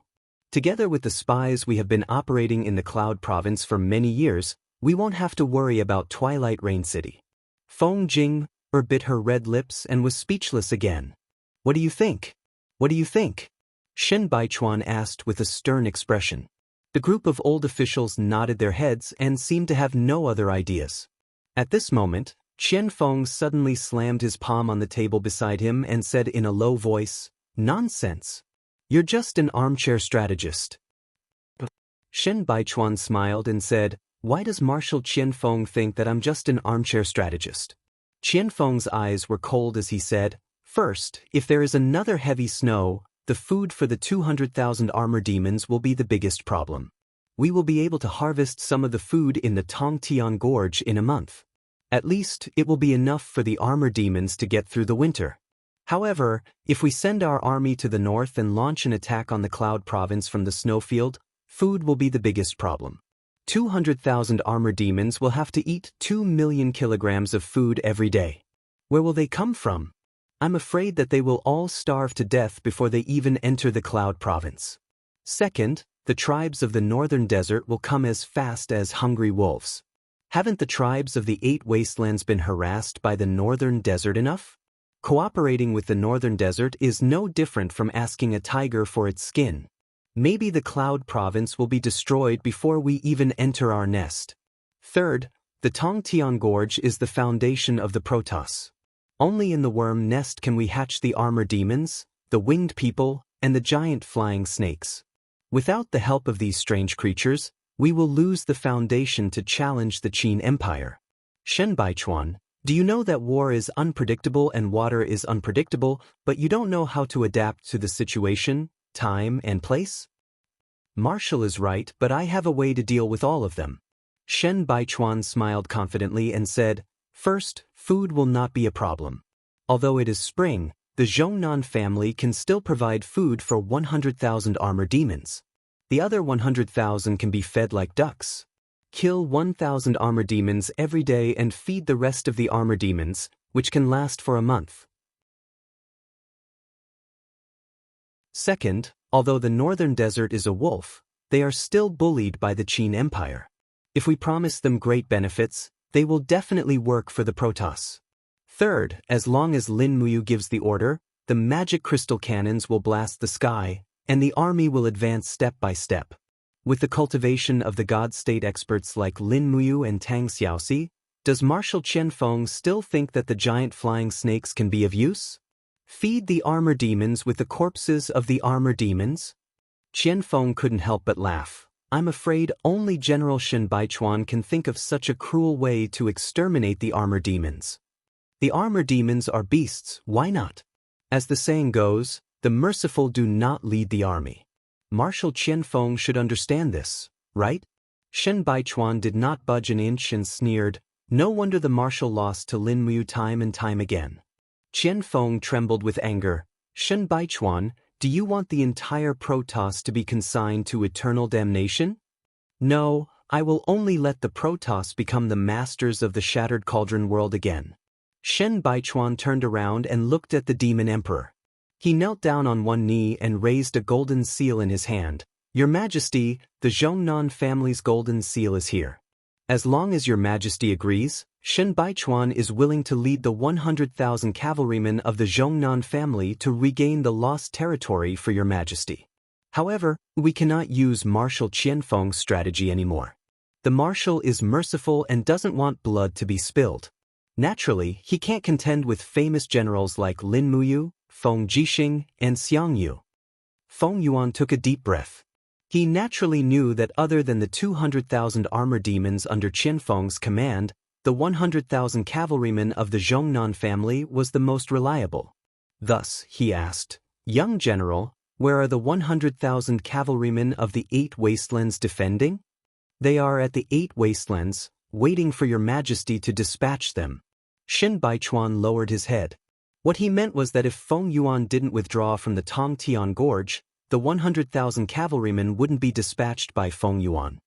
Qianfeng, Feng Yuan suddenly called out. Qianfeng hastily cupped his fists and knelt on the ground. Imperial Father, Qianfeng is here.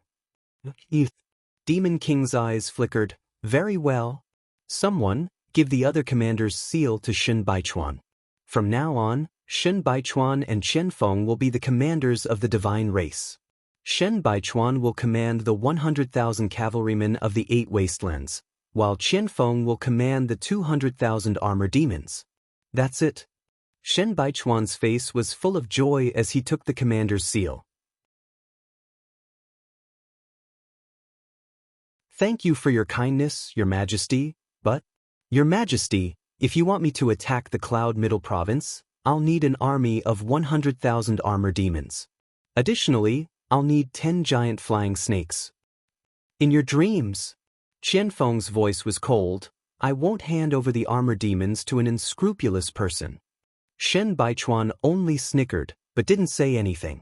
Feng Yuan opened his mouth. Qianfeng, cede the military power according to Commander Shen's request. Our divine race needs a way out. The Tongtian Gorge is so narrow, it's not a good place to stay for long. Imperial Father, Qianfeng raised his head to look at Feng Yuan, only to see that Feng Yuan's face was old. Feng Yuan was an old man. Even after stepping into the God realm, he still began to grow old. He had long lost his original ambition. You're tuning in to the Han Li's Immortal Journey YouTube channel. Don't forget to subscribe and join us on this journey to catch the most captivating stories.